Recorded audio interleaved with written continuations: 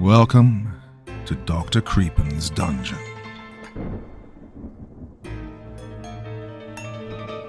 Never continue in a job you don't enjoy.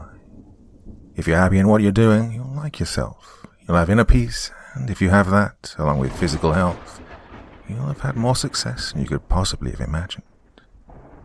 But getting a job you like isn't always that easy, as we're about to see in tonight's 5 Tales of Terror. Now, as ever before we begin, a word of caution. Tonight's stories may contain strong language, as well as descriptions of violence and horrific imagery. That sounds like your kind of thing. Then let's begin.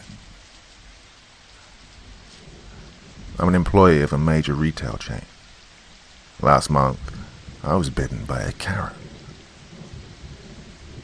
When I first started my job at my local retail store, I thought it'd just be a temporary source of income.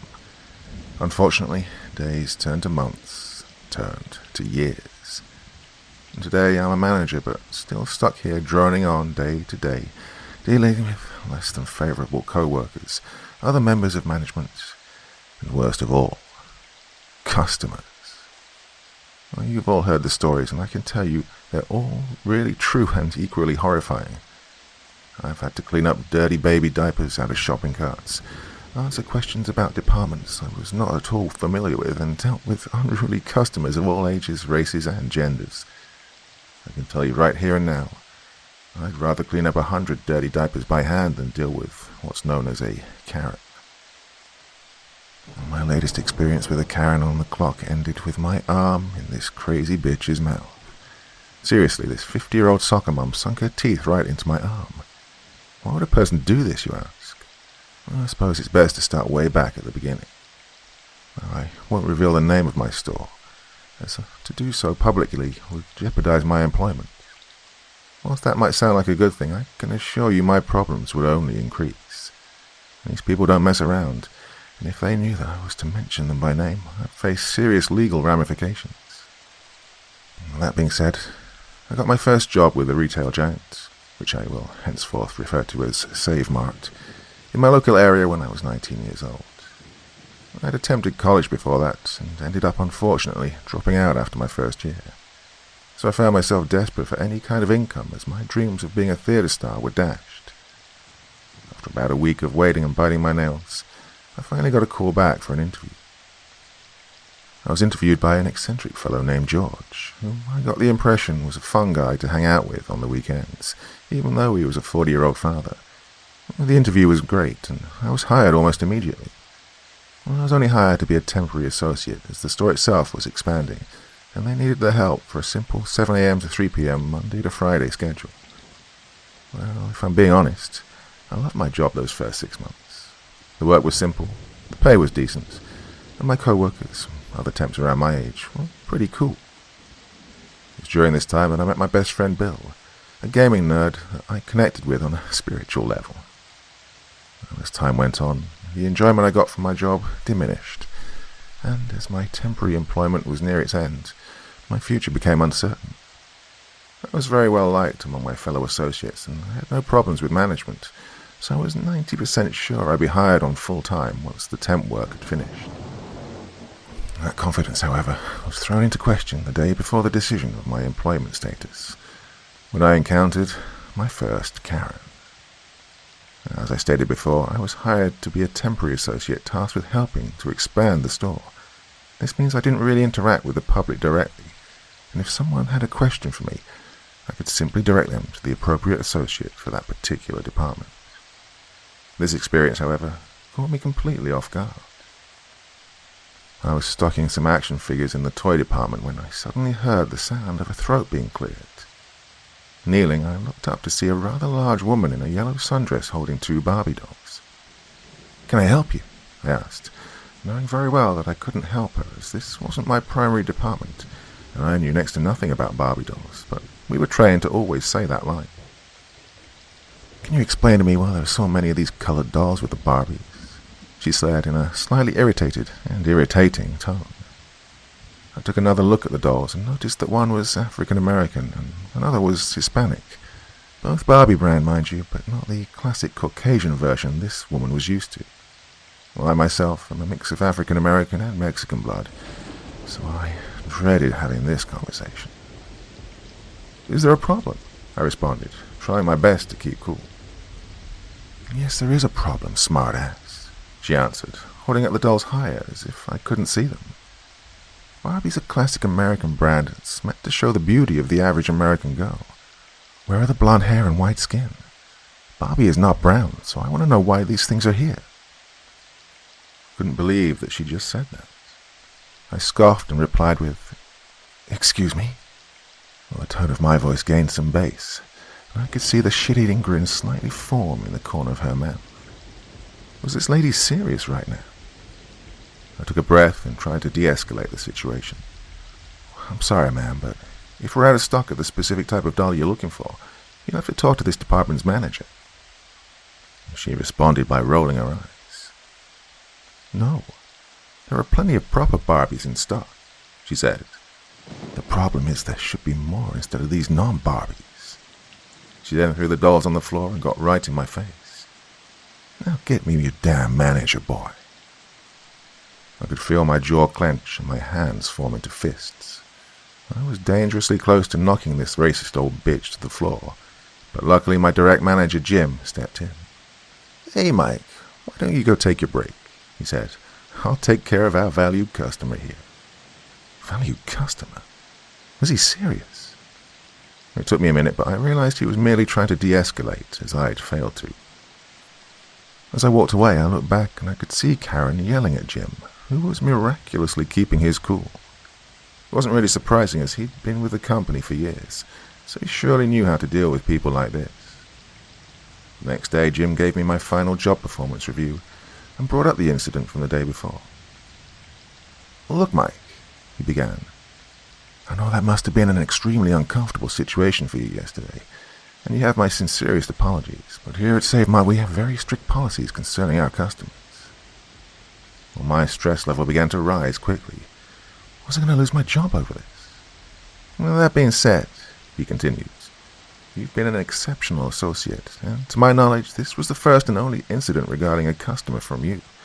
So as long as we can have an understanding that the customer is always right, on behalf of SaveMart, I would like to extend a full-time employment opportunity to you." I gave out a big sigh of relief. "Oh, man," I said. "Thanks, Jim. Thanks so much." What should have been a great day, the start of a full-time job that would help me stay financially stable until I moved on to something better, would be the last good feeling I'd have about SaveMart for the next 10 years. I was hired to be a cart collector. You know, those guys you see in the parking lots of all those retail stores that collect all the carts and bring them back inside. Yeah, that was me, and it's not a fun job. I would say honestly, it's the worst job I'd experienced thus far. I was outside in the elements, on the hottest summer days and the coldest winter nights. The parking lot was huge, so I had a lot of ground to cover. I had to make sure all the carts were inside before I was allowed to clock out, and if there were a certain number of carts outside while I was on the clock, I'd hear an earful. And despite all of that, the worst part of this job was that I had to interact directly with the public. Needless to say, I dealt with many Karens over the following 10 years. I thought things were changing for the better when last month I was finally promoted to department manager in electronics, which was a goal that had eluded me the entire time. As it would turn out, having a managerial role in retail makes you the prime target for the most vicious Karens ever. The most dreaded words for me from day one were, "Department Manager Mike, you're needed for customer assistance." Well, this happened day one. I hoped I'd get lucky and it was a reasonable 20-year-old with questions about which gaming console he should purchase. But in my gut, I knew better. When I arrived, I nearly threw up. It was her, the old racist Karen from nearly 10 years ago. She was in a very heated argument with one of the electronics associates, Kenny. Now, keeping in mind that we were in the middle of a pandemic, here was this massive 50-year-old woman right in Kenny's face. She was wearing no mask, of course, because she's a Karen, and spit was flying all over his face. All employees are required to wear masks, but a shocking number of people don't seem to understand how they work. Wearing masks do not protect you from potential infection, they're meant to keep your germs to yourself, so Kenny was freaking out. To make matters worse, Karen looked like absolute shit compared to the first time I'd seen her. I almost didn't recognize her with her once blonde, now grey Karen cut, blotchy-looking skin and tired-looking eyes. The only reason I knew it was her was because of her stress-inducing voice and demeanor that I had not forgotten even after all of these years. With years' worth of experience in my brain, I'd hoped that this time around I'd be able to de-escalate this conflict much more successfully than our previous encounter. Swallowing my pride, I said the words, "Hey, Kenny, why don't you go take a break and I'll take care of our valued customer?" I nearly threw up as I said this. "Whatever, man," he responded. Rude little shit. Well, I'd deal with him later, but for now, I had to slay our monster. As Kenny walked away, I forced a smile and turned my attention to Karen. "How can I help you, ma'am?" "Don't you ma'am me, boy," she responded. I could feel my eye twitch as she said this. "I see this joke of a story still hiring stupid little shits like you." Well, clearly she remembered me as well. "What do you need, ma'am?" I said, getting more irritated. "I don't need a damn thing from you," she responded. "Just get me a damn manager." And now a shit-eating grin formed in my mouth. "Ma'am," I said, taking a satisfied breath, "I am the manager." And the smug look formed on my face as the look of shock and bafflement formed on hers. "Oh, you have got to be joking," she said in a nasty tone. "So not only will they hire any monkey off the street, now they're making you management too. No wonder this store has gone to shit." Well, that was the last straw. "Ma'am, you're going to have to leave," I said, completely discarding my fake helpful manager voice. She merely stood there and crossed her arms. Well, my patience was now gone. "Get out of my store," I demanded, completely done with taking her shit. She then took a step forward and shoved me to the floor. "Why don't you make me, boy?" Well, the police were called shortly after, and they arrived to escort her out of the store. Surprisingly, she fought the police. She struggled and thrashed around like a wild animal, but before they were able to slap the cuffs on her, she broke free and tackled me to the floor. This 50-year-old woman flattened me like a quarterback, knocking the wind right out of my lungs. She then proceeded to scream like a psycho as she slapped and clawed at me like a bear. I covered my face with my arms, at which point she grabbed my left arm and bit right into it. "Oh, shit," I screamed as the officers were finally able to restrain her. I was immediately rushed to the hospital. She'd taken a huge chunk right out of me, and I needed stitches to close up the wound. Whew, hell of a first day as manager, right? Well, things didn't end there. That would not be the last time I'd see her. Later that night, I was having a beer with Bill and George, and after they left, there was a knock at the door. I thought maybe one of them had left something behind, so I walked to the front door and looked through the peephole, verifying that it was Bill. He looked odd, though. He was looking down, and I initially thought he must have been drunk, which was unlike him to get done with a single beer. As I opened the door, I realized something was very wrong. He was standing there, his head still down, but I realized someone was standing behind him. Suddenly, the person standing behind shoved him right at me. His body was limp as he crashed into mine, and we both went down. I screamed when I realized there was a knife sticking out of his back. I rolled him off of me and looked up to see his killer. It was her. It was Karen. Not only was she not in jail, but she'd somehow tracked me down. What the hell's happening here, I thought. She walked toward me, a blank look on her sickly-looking face. Terrified, I crawled back away from her. She stopped when she got to Bill's lifeless body, stepping on his back as she yanked the knife right out of him. She never broke her line of sight from me as she did this. As she held the knife once again, she continued to advance toward me. "What the hell do you want?" I asked, panic making my voice crack. "I need to see the manager," she answered, her voice raspy and demonic sounding. That same shit-eating grin from all those years ago formed once more, and then eventually expanded into an evil-looking smile. Finally managed to get to my feet, but before I was able to run away, she'd swung her knife, slashing me across the back.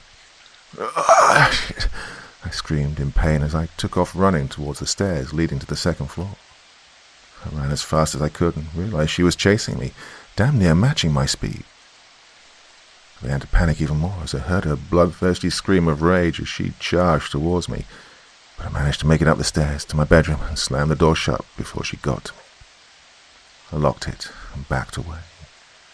She pounded away on it, creating a loud and terrifying boom with each strike. I would have called 911 to report the psychopath trying to kill me, but I realized that I'd left my phone downstairs.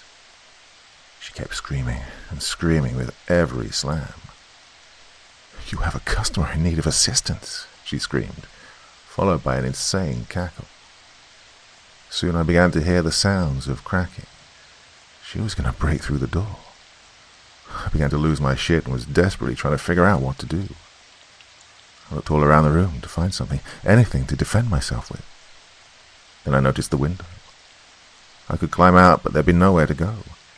I couldn't get down without jumping or dropping down and breaking something. I decided to open the window and quietly hide under my bed. I dabbed my hand on my back where the knife wound was and wiped some blood on the curtain and ledge to make it look like I'd climbed out.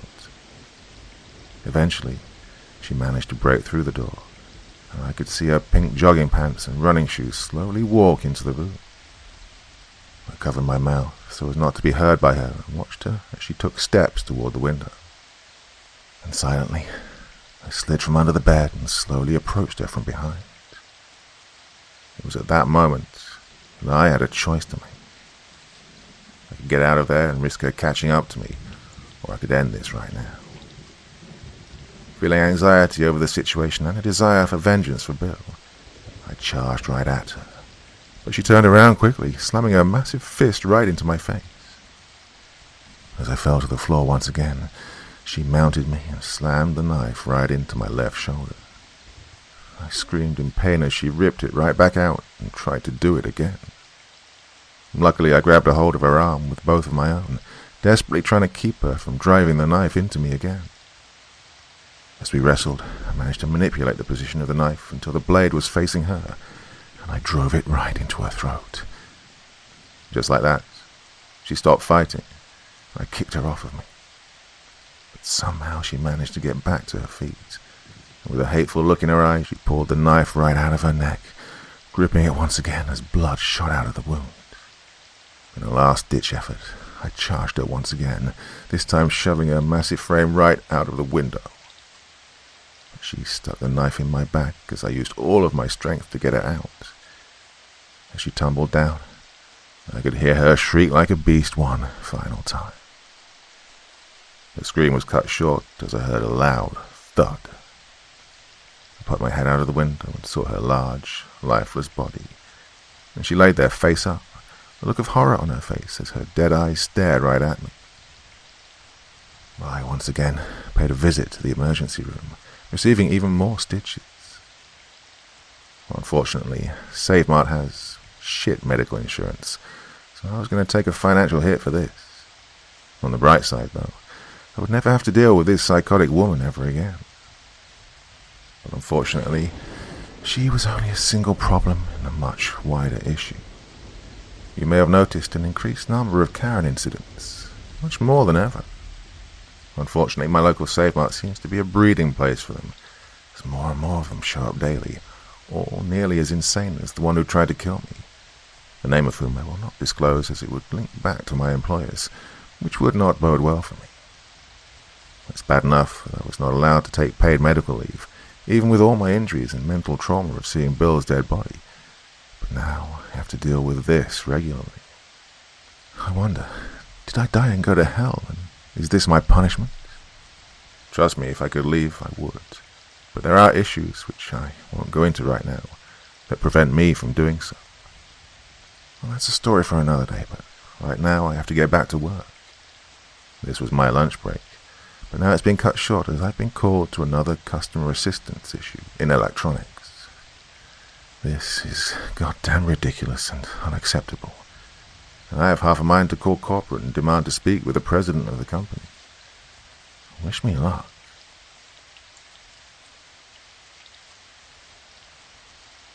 I work at a family entertainment center, and I'm pretty sure the ball pit is bottomless. I mean, I've worked at this place for as long as I can remember, and it's pretty weird and even harder to describe. It's your usual family fun indoor park, I guess. There's a million of them all over the place, and they all have different names. We have a shitty little cafe that overcharges for stale hot dogs, and then a buttload of warehouse space filled with random crap to keep kids entertained. There's a jungle gym, an arcade with ancient games, a greasy bowling alley, and obviously, there's a ball pit. Now, honestly, it's a pretty cool job, although it has taught me that kids in general are super weird. I remember this one time a random kid came up to me and handed me some marbles and then just started laughing. It took me a few minutes to get it out of him, but he told that he'd shoved the marbles up his butt, and now I was touching his butt marbles. And he just thought it was the funniest goddamn thing anyone has ever done, ever. Now, we have a high turnover rate, that's for sure. We chew through new employees like popcorn, and I think it's because kids have this weird ability to hone in on anyone they make uncomfortable and just thrive off the awkwardness. Well, at least teachers and parents get to deal with one set of kids, right? They get to know them over time, and sure, those kids will occasionally explode or have prolonged periods of being crazy and high in energy. But for the most part, the parents and teachers are there to manage the kids. But, well, that's the exact opposite of what we do. We're here to manage the center, not the kids. Every kid is meant to blow off steam here, and that's why the parents bring them. That's why they pay the entry fee. We can't make these kids sit down or write lines. We can't threaten or goad or shout. What we have is a revolving door of kids who are permanently psyched out, and we're just meant to keep them occupied for long enough that their parents can smoke a joint around the back or cry in the toilets where no one can see them break down. And I gotta say, it's tough. I only stuck it out because I'm in management, and that means my job is to get a bunch of teenagers to do all the dirty work. I bet nobody at Enron had to brush vomit out of a crying 9-year-old's hair. Still, I limit my exposure to the kids, and for a damn good reason. They scare the shit out of me. For one thing, there's always the wrong number. This place is always full no matter how many tickets we sell. Most people don't even stay here long enough to notice, but I have. I spent a few years now counting tickets and then heads, and I know for a fact that there are rainy days in the middle of the coldest winters when we sell 10, maybe 20 tickets at most.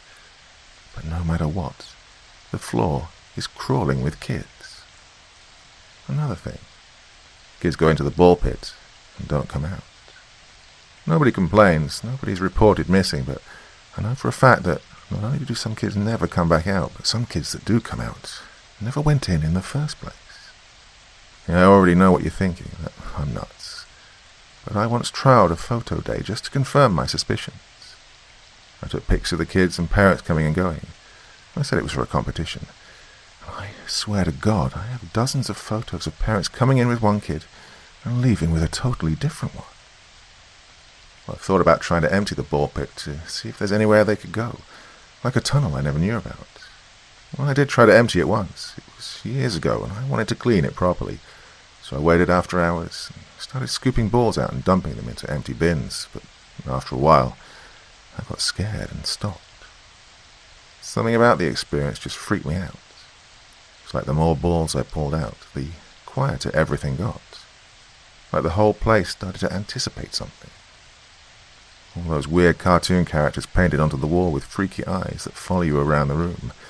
The zombie shooter arcade machines that make those stupid fake ghoul noises. The twisty airplane rocket that rocks kids back and forth while blasting obnoxious music. It all kind of faded out. It's like the whole place was holding its breath. My head started to throb like the world's worst hangover, and my mouth started tasting all coppery, and it made me want to retch. It freaked me out. I stopped and just tipped the balls back in. As soon as I did, the pressure in my head released, and the place was full of noise again, like nothing had ever changed.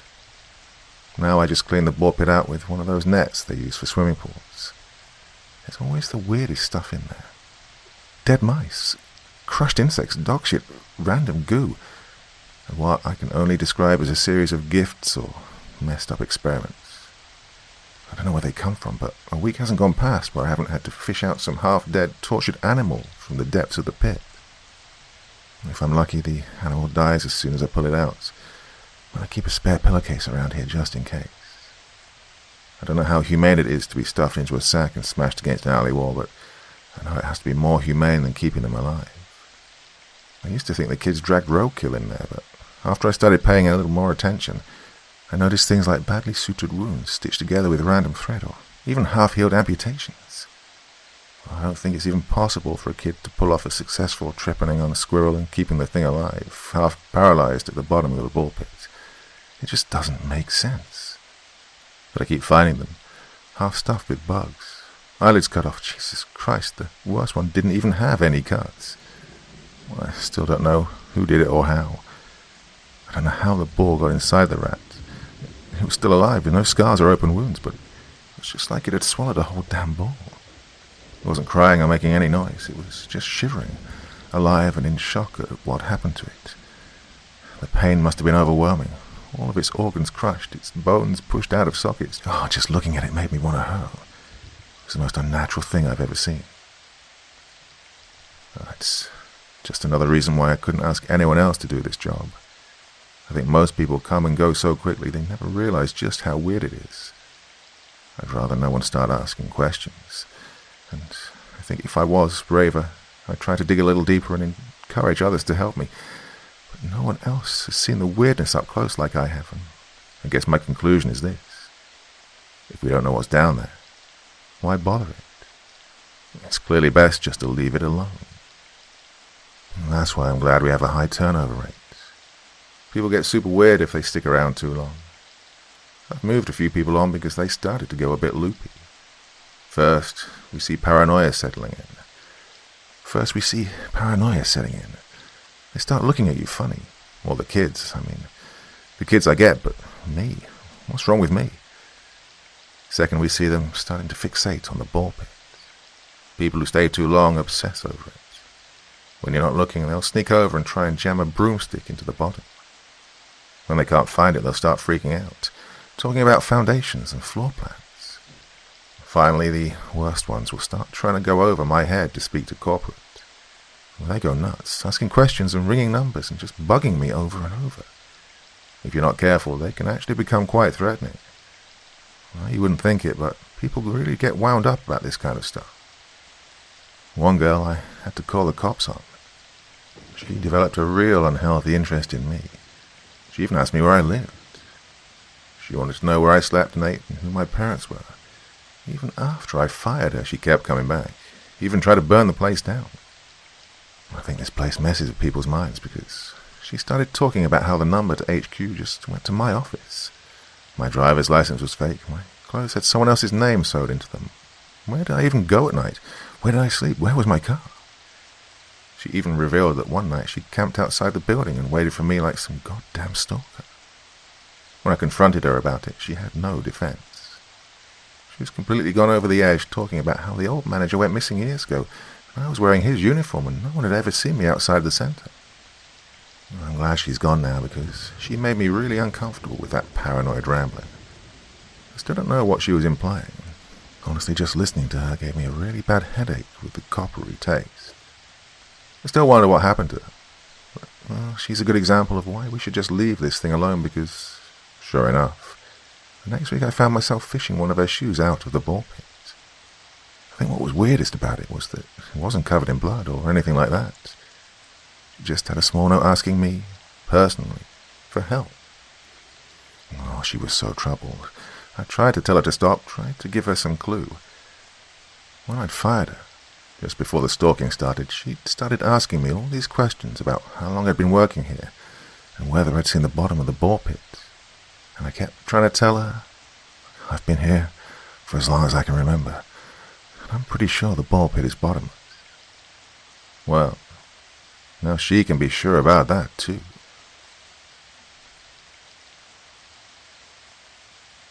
I work in a facility for long-term coma patients.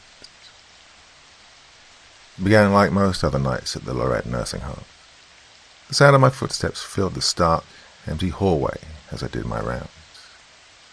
I heard the orderlies refer to this area as the vegetable patch, and their characterization wasn't too far off. What may not be public knowledge is that coma patients oftentimes get sent to long-term care facilities such as this, regardless of age, if they don't have any life-threatening medical conditions, or hope of waking up for that matter. I glided past the rooms with my goal in sight. As I neared his suite, my feet picked up their pace. I entered Bill Waters' room and found his wife yet again at his side. I admired this woman greatly for her devotion to Bill. After 9 long years, she was still his doting wife. And seeing her almost daily really touched my heart. This man must have been something special. Recently I built a rapport with this woman and looked forward to seeing her kind face more than I cared to admit. This made what I planned for Bill much more difficult to keep a secret. "You know visiting hours are over, Mrs. Waters," I said with a warm smile. She paused before responding. "He's in there, you know." "Yeah, I'm sure he is," I replied. "No, I mean it. I can just sense his presence. And you've been with someone as long as we've been together. You just know. Oh, I wouldn't come down here if..." The tears streamed down her face. I was mesmerized by how she hadn't let go, but he was still very much a part of her. I found myself gravitating towards him more so than the other sleepers. In fact, I developed a kind of obsession with him. His wife's affection for her comatose husband was contagious. I'd already decided that I was going to try something unorthodox with Bill.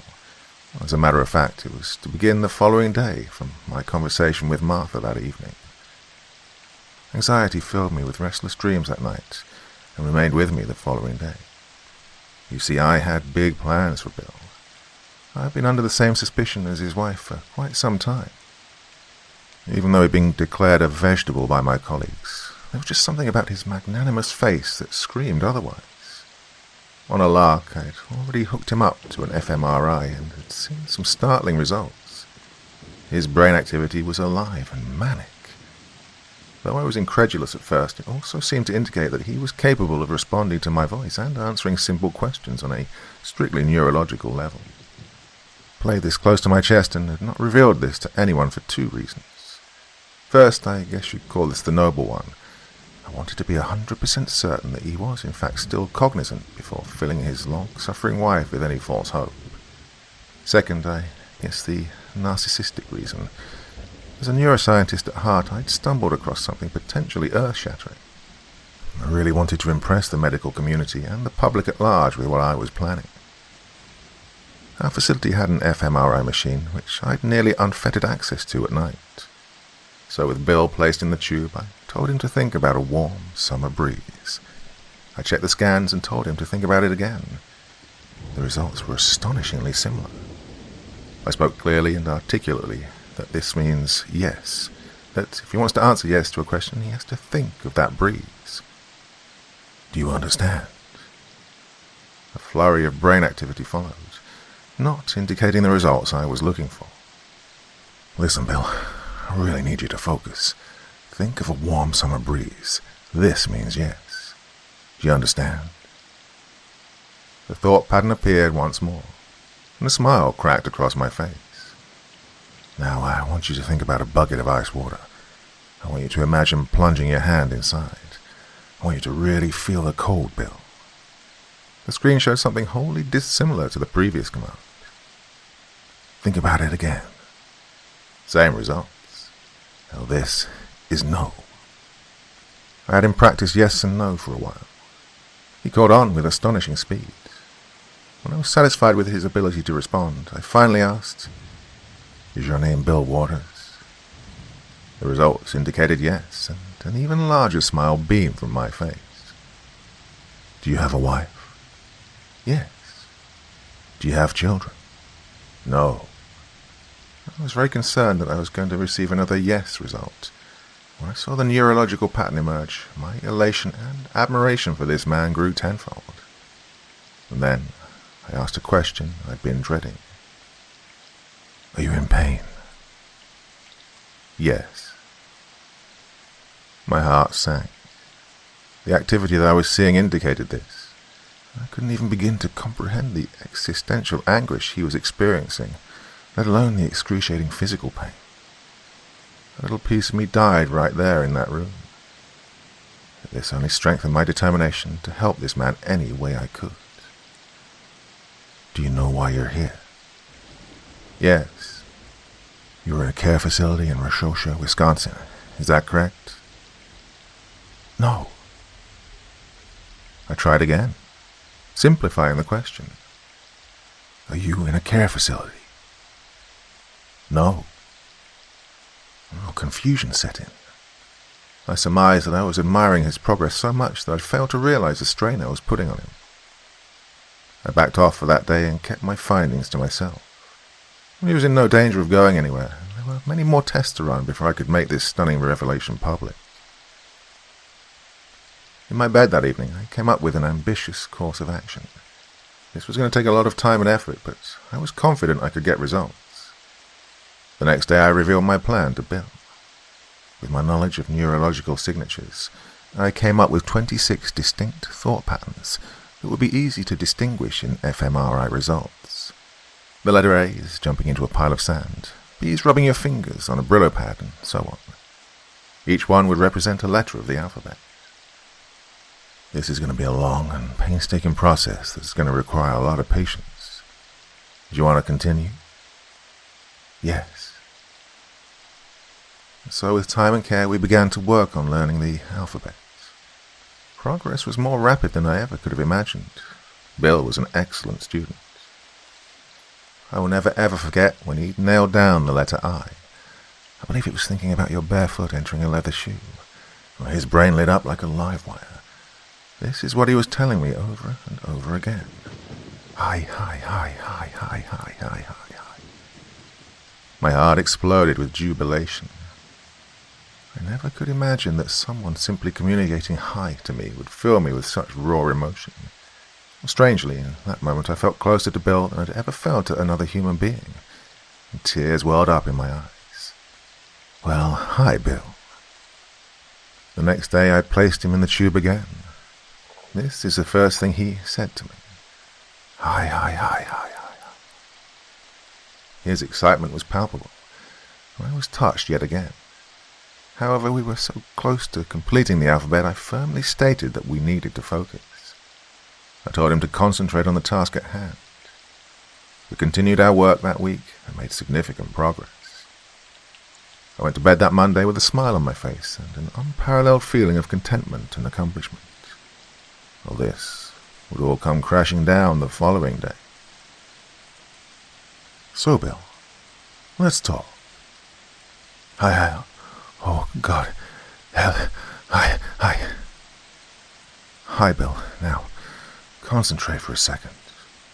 What's your name? I waited patiently as Bill's brain went to work. Bill. Oh, God. Hell. Great job, Bill. Right. What's your wife's name? Martha. Hi. Help. Excellent. Okay, so, where are you now? In hell. My heart skipped a beat. I double-checked the results. That's what it translated to. No, you're in a long-term care facility. You're in a coma. Do you understand? No. Hell. The image I'd picked for L was driving on a Sunday afternoon through the country. To think that such a placid image could be imparting such an unsettling message sent shivers up and down my spine. I left the room briefly to calm my nerves and also to give Bill a break. As I returned, I could see Bill was still talking. Say me so hot. Hi, help. Bill, please calm down, I stammered. You're in a hospital. You're fine, I'm here. It'll be okay. No. Hell. Forever in hell. For the first time in a while, I was feeling helpless. Bill's brain activity was crushing my heart. With all of the hard work and time we'd spent together, I was beyond attached to him. My emotions ran high. It was unprofessional and spur of the moment, but I blurted out the first thing that came to my mind. "Bill, just wake up." The emotion in that cry startled me. I'd simply become too invested at this point. While these thoughts were rushing through my head, Bill's brain began to react again. I looked at the results. "No, won't be me." "What?" I asked, almost at my wit's end. "Will be Och, demon, name Och." Fear seized me. At this point I began to question my abilities to interpret these readings. However, after double-checking everything, the message was loud and clear, so to speak. "It'll be all right, Bill. I'm here. It'll be all right," I assured him repeatedly. "No. Hell. Eternal." Disturbed to my core, I went home that night and attempted to sleep, but slumber refused to find me. After hanging up the phone, I hightailed it to the nursing home. I didn't care about the hour. I had to see it with my own two eyes right then and there. Bill was awake, and he was talking. A medical miracle. I entered the room and saw Martha cradling her husband. The unparalleled joy I was expecting in my heart was tempered by Bill's icy glare. As I introduced myself, his eyes trained on me. They exuded none of the warmth I'd envisioned they would. They were cold and calculating. He frowned at me and didn't accept my hand. Fair enough, he was still recovering, and I didn't take his current state as a personal slight at the time. I looked at Martha as she continued to grasp on to her husband. The smile on her face refused to leave, even as Bill was clearly recoiling from her touch. The next day I revealed what I'd done. I made my results, save for the last session, public. I was lauded as a hero and received the accolades I was expecting. However, it all felt empty. Bill wanted no part of this and remained aloof and indifferent towards me. At first I was worried that he thought I'd exploited him, but this didn't seem to be the case. As soon as I'd heard about his miraculous recovery, I couldn't wait to start a friendship with him. However, the guy just wanted nothing to do with me. With a now indelible frown hanging on his face, he rebuffed any opportunity for future research. He even refused to meet up for coffee, which hurt immensely. Now, this all culminated with a conversation I had with Bill's wife 3 weeks ago. She entered my office looking weak and haggard. She'd aged what would seem like a decade in the intervening weeks since I'd last seen her. Before I could posit a greeting, she said, "It isn't him." "Pardon, Martha?" "He isn't my husband. My husband was a kind and gentle man, always with the warmest smile on his face, but this guy, this thing..." She trailed off as she began to weep. I embraced her while having to choke back my own tears in the process.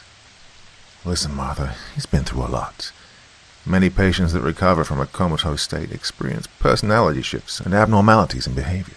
Just have patience. He'll be the Bill you always loved. Just give it time." I said this with conviction, but I didn't believe a word of it. Something really was amiss. There was no denying it. "Just give it time, Martha," I said once more. Unfortunately, time was something Martha didn't have. Now, as I enter the visiting area of the jail, I pick up the phone. Staring back at me from the other side of the glass is a face that once filled me with such hope. Now I can barely look upon this homicidal monster without feeling physically ill. Jeez, what he did to Martha. The way they found her. The scowl now hangs below his glaring and wanton eyes. They're trained on me with a ferocious intensity. He picks up the phone. Silence. "Och," I say with trepidation. My rational mind barely allows that word to escape my lips. A hint of light gleams in his eyes. His frown turns upwards into a nauseating smirk.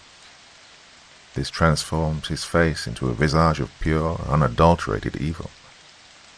I have to fight to not avert my gaze. With a wink, he finally speaks to me. "Greetings, Dr. Williams. Bill says, "Hi."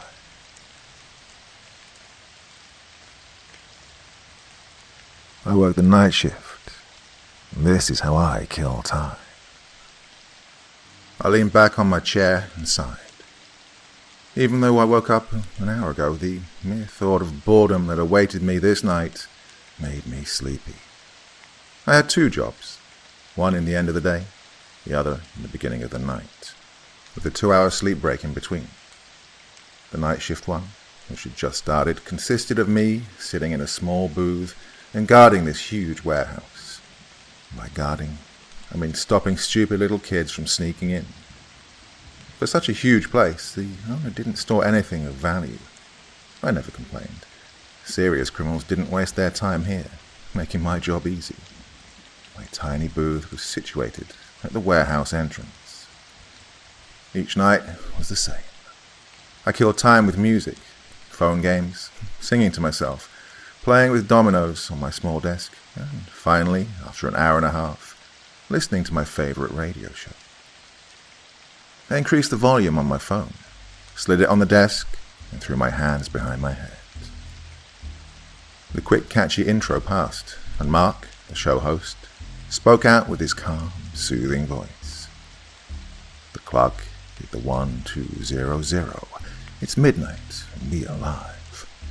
Shout out to the night shift, everyone with insomnia, the night owls, and to all of you underage folk who should be in bed, even though you'll be getting up at 6 a.m. for school. You know how it is.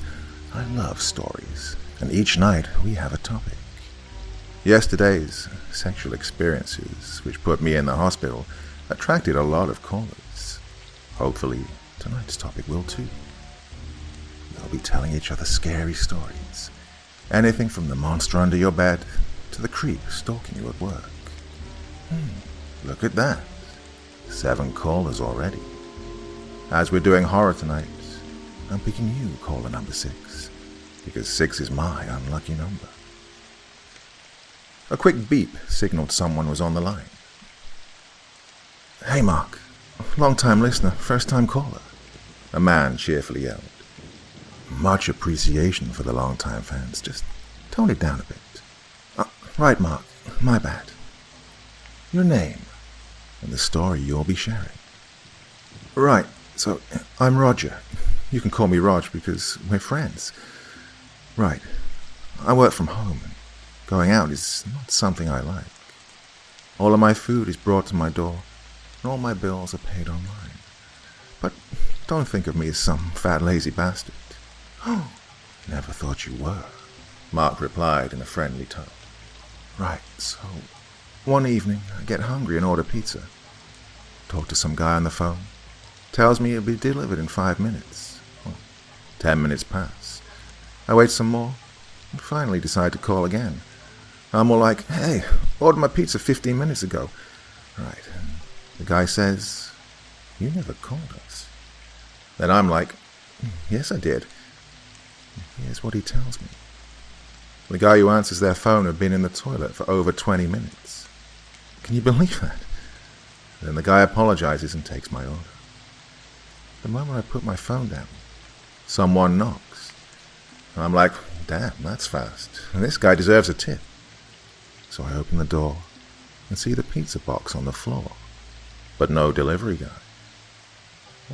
I'm thinking it's a free pizza to compensate for the long wait. Bring it to the table, and the thing was stone cold. I yell and throw it to the ground. Someone knocks on the door again. I open it and see a pizza delivery guy with a second pizza, but this time warm, and he wanted money for it. So, a mysterious ghost delivery guy brought you pizza? Weren't you listening? The scary part was the cold pizza. Isn't the part where... Mark paused. Oh yes, cold pizza. Yeah, it really sucked. Mark cut the line mid-sentence. Oh, what a nightmare. Cold pizza. Next caller. Let's see, number 16. You're on the line. Yo, Mark, what's good? A low-pitched male voice greeted him. I'm doing very well. Name and story. I'm Gerard, security at the mall. This is a true story that happened to my sister's cousin. Me and the listeners are all ears. We'll name her cousin Ben. Not to give any personal info, you know. Ben is this really big guy. Plays football and wrestles as a hobby. He's playing football, last seconds of the game. It's up to him to win. This giant hawk-like creature flies out from behind the bleachers, distracts him, makes him miss. Everyone beats his ass after the game. Nobody saw the giant hawk thing, and they don't believe him. Maybe your sister's cousin lied, made it up to avoid admitting he was the reason they lost. You're like them. Just because it sounds crazy doesn't mean it's impossible. A beep followed, signaling the caller had hung up. Well, that was enlightening. Next caller. Number 1. Muffled laughter became audible. Caller number 1, you are on. Mark repeated. The laughing didn't stop. Caller number 1, do you have a scary story for us? My grades. A group of kids on the other side burst into laughter. Mark cut the line. Next caller. Time to pick. Number 8. Good evening, Mark. A young girl greeted him. And good evening back to you. Why are you up so late? You have school in the morning. Sleepover. My first one. A big congratulations from me and everyone listening. My name is Nina, and I'm 13. First sleepover at 13? My mom is stuck up. She finally let me use the internet for something aside schoolwork. You shouldn't talk about your mother that way. She probably has her reasons. But back to the topic. Do you have a story for us? I sure do. This happened to me when I was younger. My parents were out, and my babysitter, who used to be this super nice person, came over to make sure I didn't get in trouble. She was telling me stories when the lights went out. There was this constant feeling of dread, so we went over to a neighbor. The lights eventually came back on. We played board games and watched TV. Oh, how cute. Was the power outage what scared you? No, my babysitter. When the lights turned on, she was different. I could have sworn her eyes turned pitch black at moments, and her skin was ice cold. At the end of the night, we went back to my place. She tucked me in and said she'd check on the neighbor. There was this look in her eyes, like a cat watching a mouse. It scared me. When she left the room, I felt much safer. But I heard sounds from my neighbor, muffled yells. Nobody believed me. He lived alone, so it took more than a week for people to realize something was going on. They found him in pieces, stuffed in the refrigerator, chew marks all across his body, and pieces of him missing. Now they believe me, and they looked for the babysitter, but she disappeared, nowhere to be found. Ooh, sounds really scary, Mark said in a half-serious voice. Oh, and Gerald, I believe you about the giant hawk creature. Thanks for calling, Nina. I think it's time for you to go to bed. Next caller, number 20. Yo, Mark, it's Fred. Oh, hello, Fred. This is the 5th time you're calling. Oh, dude, that's so rad you remember. Now, what do you have for us? Well, my job is to teach dudes and dudettes how to ride the wave. Surf's up, yo. Well, I have a rule not to rock at night, but this dudette was offering serious moolah, and she was seriously gorgeous. Now, before you continue, were you high? Dude, I'm a professional. You know, I don't get high when I rock. Well, you said you were high in last night's story, but go on. Okay, This is what happens, my dude. Only light is coming from the full moon. The rich dudette is super confident. Complete, I don't give a shit I might drown level of confident. We're in the water when the waves start up. One of the waves knocks her off and I, all Aquaman style, jump in after. The water is really dark. I can hardly see. But I find her hand and eventually make my way down to her. Got my arm around the dudette. Felt her hands touch mine and I swam up. But she stops me. Dude, it's hard to be a rock underwater. Now, she's holding me, and she's pulling me even deeper. I shit you not. Somehow I could see her entire body, as if it emitted light. She was even more beautiful than before, and her legs morphed into a scaly fishtail. It felt magical.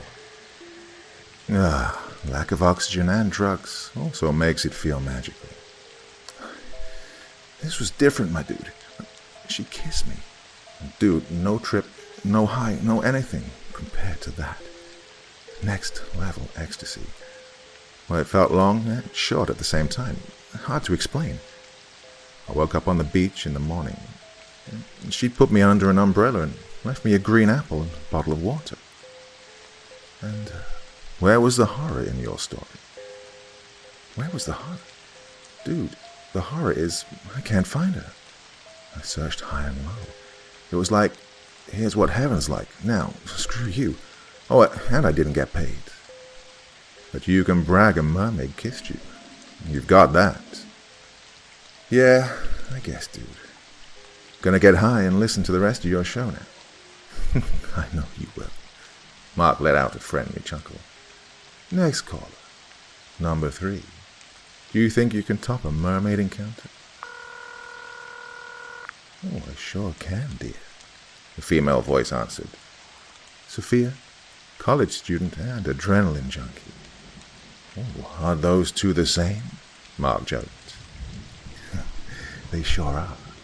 Now, this is an experience I had with my ex. I'll call him Jerk. I'm really into urban exploring, and I finally got his bitch ass to come with me. We had a car parked in front of this abandoned asylum, which I won't name. It's nighttime. The full moon is up, the mood is on, and we enter. I walked like a boss, while Jerk shivered behind me. Taking pictures here and there, I explored the rooms, decided to check the basement. Now here's the thing. A lot of urban explorers come to this place. There are videos, forum discussions, maps. I know the stairs go down to the basement, but now I see an open hatch at the bottom. It appeared to have been hidden by some rubble, which was moved aside. Jerk is too scared and waits in the basement while I climb down. The place looks entirely different. It was a well-kept, clean corridor with a few steel doors, one of which I opened. Light came out, and I heard voices. This crazy scientist-looking mother with blood-covered clothes strolled out and entered the neighboring door. I thank my lucky stars he didn't look in my direction. I finally sneaked in the room he'd exited and see this poor skinny guy strapped on a steel table. Bloody tools to his side. Some medical tube sticking in his arm. Creepy altogether. I hate suffering, so I instinctively help. Get him off the table and rip the thing out of his arm. He's mumbling something I couldn't understand back then. Later, I learned that he was urging me to leave. I was helping him hobble towards the hatch when I heard the crazy scientist ordering me to stop. I froze and looked back, only to see him pointing a gun at me. He looked pissed, really pissed. He glanced at his watch, locked eyes at me, and to my surprise, told me he was sorry. The wacko walked in the room, shut the big steel door, and locked it from the inside. So I continue helping the skinny guy. He doesn't weigh a lot, so I throw him over my shoulder and climb up. Jerk is all freaked out. I quickly explain and tell him to help. One of us on each side, we carry him out to the car. He's finally able to stand up on his own. That's when shit hit the fan. He pushed me and Jerk back and ordered us to run. Jerk began asking questions, but the skinny guy widened his eyes. I'll never forget that look of pure fear and terror. His eyelids looked like they were trying to close but couldn't. His whole body looked like he wanted to run, but just shook. The guy did this weird, rapid twitching motion with his lips and fingers. He let out a shout. Oh, I can't call it a shout. A shriek, a yell, I don't know. It sounded like he begged a horrible pain to stop. It was so loud. His fingers stretched, and bony yellow nails ripped through their tips. All of his limbs elongated, and his skin began to tear, revealing patches of fur. Well, me and Jerk finally stopped watching the horror show and ran to the car. But the keys weren't in my pocket. They must have fallen somewhere on the way, while we were hobbling with the man. Jerk and I ran inside, searching for them. I could hear the shout through the silent walls. A second scream emerged from deep inside, slowly growing and deafening the human one. We finally found the key, and a monstrous roar sounded, and everything went quiet. That silence was much more frightening than the loud shrieks. Slowly and carefully, we tried to walk out. Halfway through, something crunched, and both of us hid. I crawled under the reception desk, while Jerk hid behind a ripped-out-of-its-hinges door, leaning against the wall. I heard paws, similar to those of dogs. The creature moved closer. A thud came from above, and I felt its weight on the desk. A disgusting clawed hand gripped the desk, and I could hear its panting. An uncanny snout stuck under the desk and sniffed, slowly lowering and revealing more of the creature's head. Just before it took a peek, Jerk made a run for it. I heard his loud, clumsy ass. The thing on the desk instantly leaped, and everything went quiet. I was expecting gruesome sounds of flesh being torn into, but nothing. A solid hour passed, and I finally got out from under the desk. Everything was clear. No traces of blood. Nothing. I walked out, got in my car, and drove off. The cops found the hatch the other day, but said it was all burned and in rubble. Jerk, the guy who tried to leave so he could save himself, was never heard of again. The other creepy part is that when I described the skinny man to this one officer who drew faces, they found a suspect and later confirmed it was him. 2 years ago, the man looked a lot healthier and worked as a well-paid chef.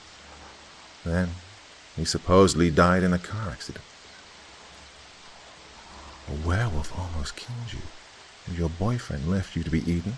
Whew, what a night. Totally. But, in a way, I needed it. Showed me that jerk in his true colors. Oh, I'm sure you'll find someone who truly loves you, if you haven't already. I'm talking to him right now, dear. The beep followed. Next and final caller. Who'll be the lucky cherry on the top to end this spooky night? Number 30. Hey, Mark. Awesome to be talking with you. This will be the best story of the night, a young boy shouted. Is that so? We had a ghost pizza delivery guy, a giant hawk-like creature, a man-eating babysitter, a glowing mermaid, and an ex-chef werewolf. Name and story. Oh, I'm Thomas, and my buddy Billy is here. This story is going on live as we speak. Interesting. Well, we're all on the edge of our seats. The floor is yours. Me and my bud heard rumors how secret technology was being held in this old warehouse, so we sneaked in just a few minutes ago. Now we're looking through the crates, but so far just random shit. His voice became distant. What is it, Billy? He talked normally again. Oh, my bud heard something. We're going behind a few crates. Run! His heavy breathing and running sounded for a few seconds, before all going silent. I'm hiding in one of the crates. This monster attacked us. It got Billy. Teeth spread ear to ear, scars and stitches all over the body. Its long tongue hovered out from its mouth. No! Mark ended the call. Quite a boring one to close the night with. Jump scares don't make a good story. Well, this is all from me for the next hour. Now it's time to enjoy some music. Earbuds in my ears, I whistled. I carried the crate, where I'd put the two stupid little kids, into my booth. Lucky me. I'll have more ways to kill time this night. I like my meat raw, I whispered, and slid my long, sharp nail across the top of the crate. The Craigslist Job Gone Wrong by Joshua Brooks, 2018. Okay, I don't really know where to start, but, well, here I go. My name was Joshua. I used to live in the US, in a state I won't mention, with my sister and her son. Yeah, my sister moved in with me after leaving her abusive husband. Now, what I'm about to say happened about 1.5 years ago. I'm still suffering nightmares about it. I was afraid to come out and speak the truth on this story, but after much convincing from a few close friends that I felt I could truly trust, I decided to share this story as a warning. What I'm about to say is 100% true. This is no BS. This is what myself and my friend experienced. So it was back in June 1.5 years ago. I've been working at a group home in my state as a social worker/counselor for abused kids. But then, after a couple of months, myself and a few other employees there, one of them being a close friend of mine named Sam, we were let go. I was devastated. Didn't know how to make ends meet. I went out looking for jobs, putting in applications, going on interviews, and so did Sam. And nothing we were doing was turning out well. So after the better part of 6 months, with both of us still being unemployed, I know I personally began to get really frustrated. I mean, I had a mortgage to pay, other bills to pay. Plus, I was taking care of my sister and her kid. It was safe to say that I needed a job, and quick. And so I went searching through Craigslist. I found this one job. They were looking for people to work at their B&B that was going to open soon. And they were looking for live-in housekeepers, a cook, and front desk clerk. It was $20 an hour, and it came with free room and board, thus being able to go back to our own homes on the weekend. Well, I thought, can't beat this. $20 an hour? That's damn good money. I wasn't working in my career field, but at this point, I was willing to take what I could get. So that evening, I called the number that I'd seen on the Craigslist ad, and this guy with a southern accent answered. I told him I was interested in applying. He said, well, when could I come over for an interview? I told him tomorrow. He asked if I could come that very same evening. Come that evening? It's pretty fast for an interview. Well, I thought this, and I even told the guy. Not that I was complaining, though, but I just thought it was odd, especially seeing as how it was already 4 PM, getting close to dark when I called. Anyway, the guy said that they were pretty desperate, and that if I really wanted the position, coming that evening would help them out. I agreed to come and asked if I could bring a friend. I was referring to Sam. The guy said, yeah, sure. Asked me what my name was, gave me the address of where to come, and said he'd see us when we got there. So I told my sister and my nephew, he was 15 at the time, that I was going to this job I'd found on Craigslist. And as I ignored my sister and my nephew's rantings about how I should be careful about what I respond to on Craigslist, I left the house, went to pick up Sam. We went on our way to the job interview.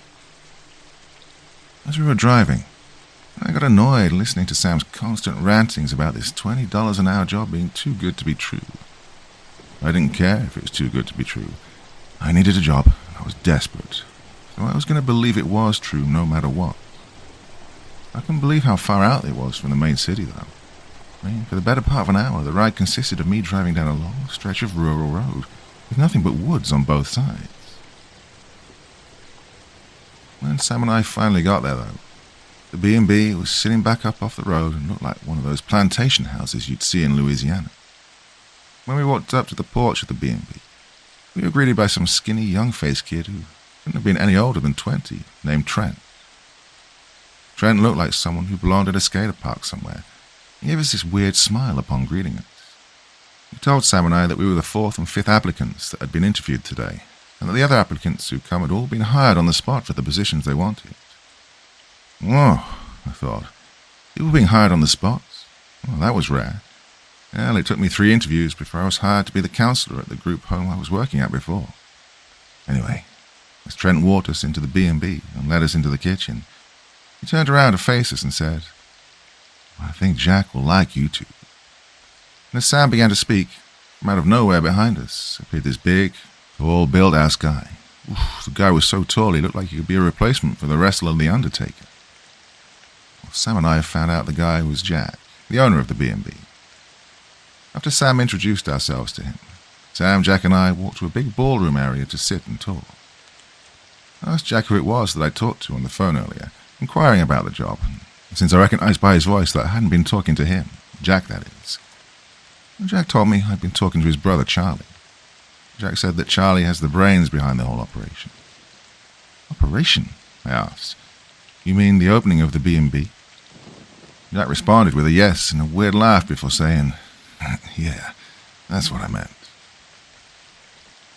Jack went on to tell us that Charlie would be around the B&B for a little while, but that mostly Charlie would be working behind the scenes, and that he, Jack, and his son Trent and his daughter Marissa would be the ones who'd be running and operating the B&B from day to day once it opened. He then told us that he, Trent, and Marissa worked for Charlie, and that Charlie was an affiliated worker for a top-secret entity within the government.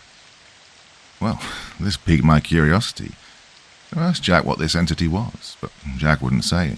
In fact, he changed the subject by suggesting we follow him to his office so he could interview us there, and we did. As we went into his office, the first thing that stood out to me was how freaking creepy it was. There were bottled animals of all types on shelves and tables around the room. Pigs, spiders, even shrunken heads. You name it, Jack had it. It looked like we'd stepped into a scene from Rob Zombie's House of 1,000 Corpses or something. However, I didn't give a shit too much of what he had in his office. All I wanted was a job. So as Sam and I sat at his desk, ready to be interviewed, it was at this time I noticed a very unique-looking tattoo on Jack's lower arm. It was a black tattoo of an owl, with a pyramid in the middle of the body of the owl. And in the middle of the pyramid was an all-seeing eye. I asked Jack what the tattoo meant. He said that he loved owls and the tattoo was something he got during college.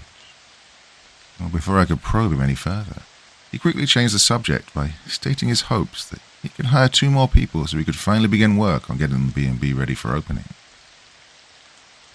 And so the interview began, with Jack asking us weird-ass questions, like how healthy we were, when was the last time we were sick, what was our eye colour, were we on any prescription medicine, and even more weirder than that, what were our blood types, and if we both were signed up as organ donors on our driver's licenses. Well, throughout all of these questions, Sam and I were like, what the hell do these questions have to do with the jobs that we have to do here at the B&B? Jack assured us, though, that the questions were 100% being legitimately asked, in case any emergencies happened to us upon working at the B&B. Jack even then told us some story of a guy who had once worked for him, who was secretly on pain meds, and how one day Jack found the guy dead in the concrete mixer. Well, I still found the questions to be beyond weird, though. So did Sam, and to be honest, I felt like I was ready to get up out of there and leave, because I was beginning to think that maybe this wasn't even a real interview, but some kind of damn scam or something. But then the desperateness of me wanting a job kicked in again, and on top of that, Jack assured us, with the seriousness once again, that the questions were being asked because he was all about safety in the workplace. So I stayed for the rest of the interview, and so did Sam. But then the interview got even weirder. Jack told us that as soon as Charlie got my name and number from earlier when I called, he and Jack had run a full background check on me. I couldn't believe it. How could he run a background check on me with just my name and number? Sam and I thought this was way beyond creepy. Jack told us that we'd be surprised what a person can find out with just a name and a telephone number. And once again, I was creeped the fuck out. What kind of employer does this even before a potential employee comes for the job interview? At this point, I couldn't hold it in anymore. I had to ask him if this was even a real interview. Well, he assured Sam and I that it was, that he had to make sure he was getting the right type of employers. Yeah, right, I thought. Still found something creepy about the entire thing, but I didn't want to leave because I knew I couldn't.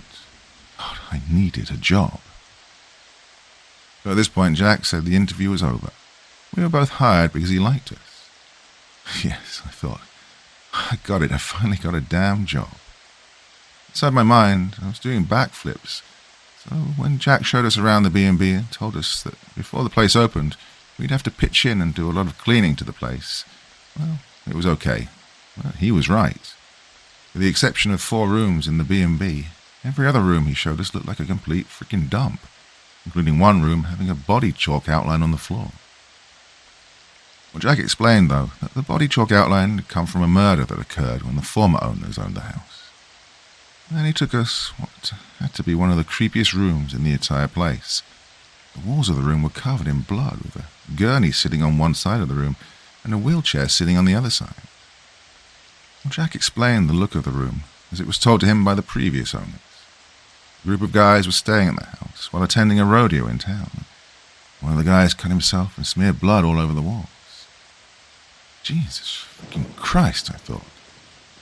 That was creepy in and of itself, but Jack stating that to him the room resembled a kill room. Oh shit, that just made the entire situation even more scary in my mind. And it honestly sent chills down my damn spine. And so, after viewing the entire inside of the house, I'm thinking, that's it, we've seen this. We've been hired. We can go home now and come back on Monday, bright and early for work. Well, no. Because Jack then takes us out to the garage and says he has one last thing to show us. The wooded nature trail. What? The wooded nature trail? At night? How the hell can he show us this trail when it's dark as shit outside? But he gives us each flashlights before he takes one for himself, and he grabs his shotgun off a shelf. Whoa, I thought, and I freaking hate shotguns. When I was 8, my dad and I were at a gas station one night. My dad was robbed at gunpoint and murdered. Ever since then, guns have just scared the shit out of me. However, Jack assured Sam and I that he was taking the gun because of the dogs that often roam the woods at night. That explanation didn't help. Not only did I not want to go out with someone toting around a gun, but I also didn't want to even go out to the frickin' woods, period. However, seeing the look of annoyance on Jack's face, I decided to hide my fears and go along with the gun and the wooded nature trail after all. Well, I didn't want to lose the job that I just got hired on. So as we walked along the wooded nature trail, going deeper and deeper into the forest, I began to ask us what made us tick, what things we enjoyed. Sam said he enjoyed painting. I said I liked what I did as a counselor, helping people, empowering people. As Jack and I began to converse about my last job, after a few minutes he hushed me as he said he heard climbing noises in the trees around him. I looked at Jack as if he was nuts. Yeah, of course you heard climbing noises, dumbass. I'm here in the woods. As Jack eyed a squirrel climbing up the tree, told me to hold his flashlight while he pointed his shotgun at it. When Sam asked what the hell he was doing, Jack said he was going to shoot the squirrel. What the hell, I thought. I asked Jack why, and Jack just shot me the creepiest glare and said, "You're funny." As Jack was about to shoot the squirrel, he stopped, looked at me and asked, "Oh, wait a minute. Where are my goddamn manners? You want to shoot him?" Well, I thought, this man is freaking nuts. I'm not one who hurts animals, so I immediately declined.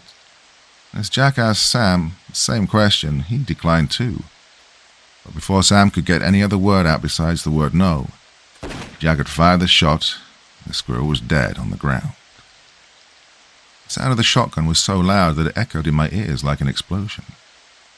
As Jack laughed like a madman while trampling over and picking up the dead squirrel that had blood oozing out of it, and looking at it like it may have been a tasty lunch meal, I thought to myself, man, this guy is freaking weird. But I also thought, don't care if he's weird or not.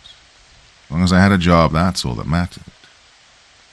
So, after killing the squirrel, and after Jack told us he was going to add the squirrel to his collection of dead animals in the office, we proceeded to walk away from the wooded nature trail, back to the B&B and back to my car. As finally, the weirdest job interview ever was appearing to be over. Well, the weirdness didn't stop on our way back to my car, though.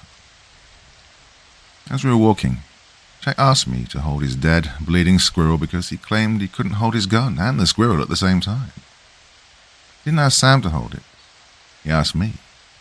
God, I didn't want to hold it. The thing looked disgusting as hell, dead and bloodied. But because I wanted to keep my current job status as hired, I reluctantly agreed to hold it while we walked back to my car. I held it by the end of its tail, at arm's length, tried to hold back my urge to vomit out of sickness for what was dangling in front of my eyes. As we walked back to my car, I was mentally thanking the gods that the interview was over.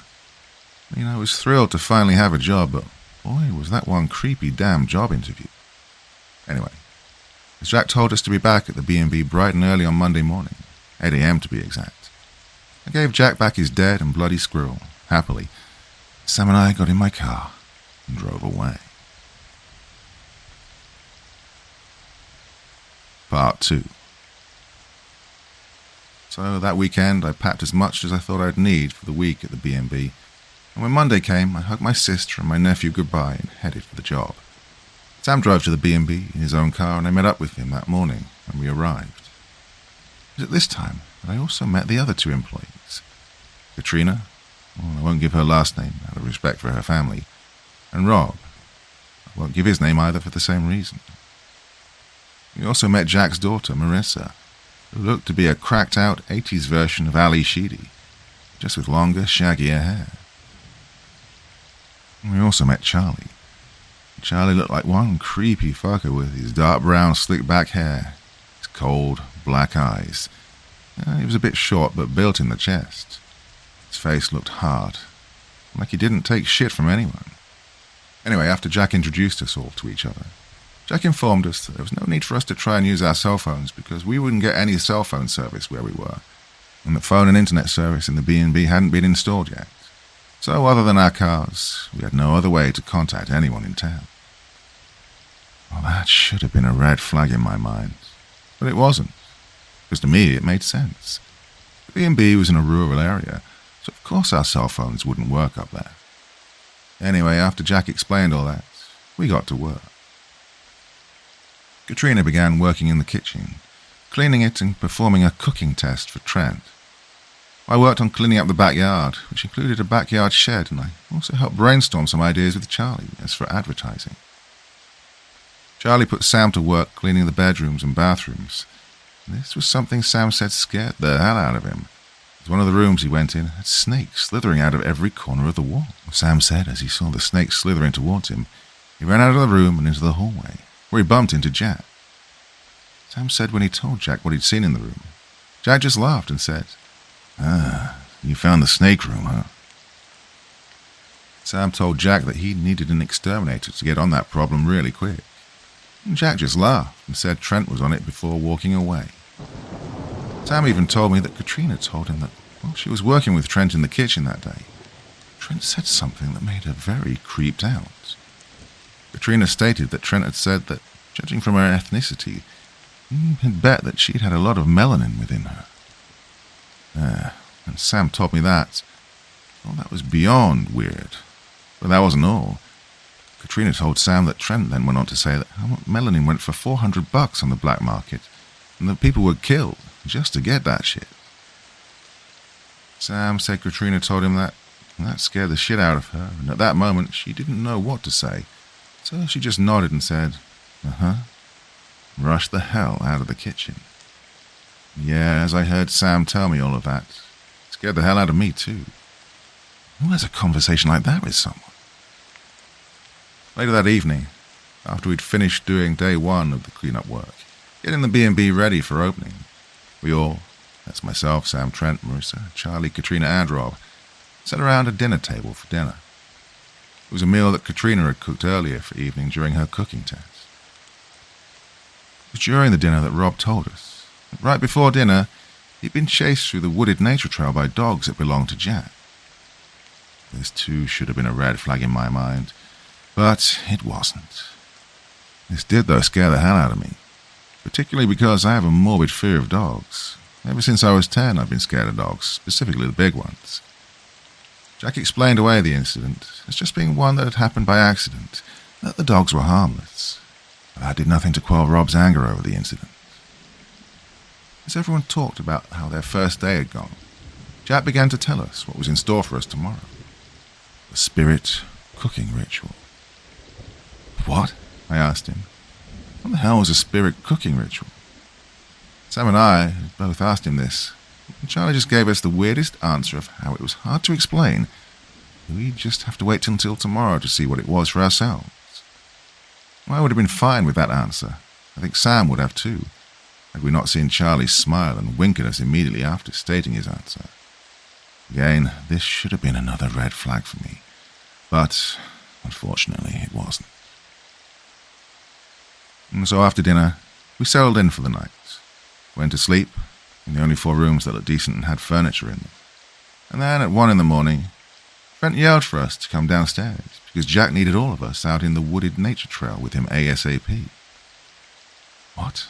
I thought. 1 a.m? What for?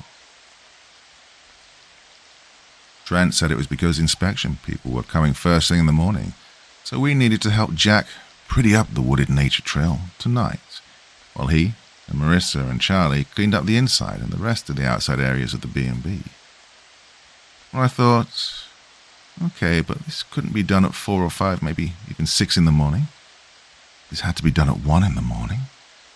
Damn it. I don't know why this wasn't sending off red flags in my head at the time. It should have, I guess, but I was being so damn naive and gullible to believe shit that, now looking back, made absolutely no freaking sense at all. So, with flashlights, given to us by Trent, in hand, Sam, Katrina, Rob and I walked out towards the wooded trail. The first thing we noticed was that our cars were gone from the garage area. That was weird to us because that's where we'd parked our cars when we came to the B&B on the first day. So, who'd moved our cars? Katrina stated how she thought maybe the cars had been moved out so they could clean the garage area, because this area did have a funky type of smell to it. Rob and Sam and I, we went along with that idea. Yeah, maybe that's why our cars were moved. God, we were so freaking stupid. Anyway, after walking for the better part of 5 minutes on the trail, we heard footsteps a few feet away from us. As we turned to our left, we saw, several feet away, was Charlie, in full army fatigue, from the black and green war paint on his face, to the army hat on his head, down to his big black combat boots. In Charlie's left hand was a long butcher knife. He was standing there, just staring at us like a homicidal lunatic. In that moment, my blood ran cold. I couldn't understand it. Sam couldn't understand it, and Katrina didn't understand it, and neither could Rob. Why the hell was he standing there with a knife in his hand, basically looking at us like that? Well, before we had time to even think any further, we heard growling from behind us. As we all turned around, we saw 3 big black Rottweiler dogs standing a few feet from us, with long, sharp white teeth, who were showing slight drool dripping from their mouths. And that was when we began to panic. As the dogs instantly began charging towards us, Rob shouted for us to run, and run we most certainly freaking did. And as we ran, I looked back at the dogs and saw that another dog had joined the 3 that were already chasing us. This just made me pick up the pace in my running. I told the others to do the same. However, it seemed the more we ran, the further away from the B&B we seemed to be. But as Rob, Sam and I ran back up to the porch of the B&B, we didn't even realize that Katrina wasn't with us. We'd really had no time to think of anything because we'd rushed through the doorway of the house as one of the dogs jumped onto the porch, grabbed hold of Rob's leg, and yanked him down onto the floor. As Rob yelled for us to help him, Sam and I grabbed hold of Rob's arms and tried our very best to pull him towards us, towards the inside of the house, away from the dog that was biting down on his leg. As blood spurted out of Rob's leg, and as I looked up and saw the other 3 dogs speedily making their way towards the porch, I knew we were running out of time. We had to get Rob free from the dog's clenches quick. Sam and I pulled even harder to try to get Rob's leg free. As the other 3 dogs rushed onto the porch, that was when Sam and I finally were able to pull Rob free from that dog. And just as all 4 dogs reached the door, we slammed it shut, just in time. However, the horror wasn't over there. As the 3 of us remained in the hallway of the B&B, before we could even collect our thoughts mentally, a loud shotgun blast was heard from outside, making all of us jump. The blast made a huge hole through the front door. Jeez, what the fuck was going on? I thought to myself. And at that moment, we heard Jack's voice from outside. "Welcome to the beginning of the spirit cooking ritual," Jack yelled. What? What the fuck was he talking about? What was going on here? Is this some sort of freaking game or something? And then Rob figured it out.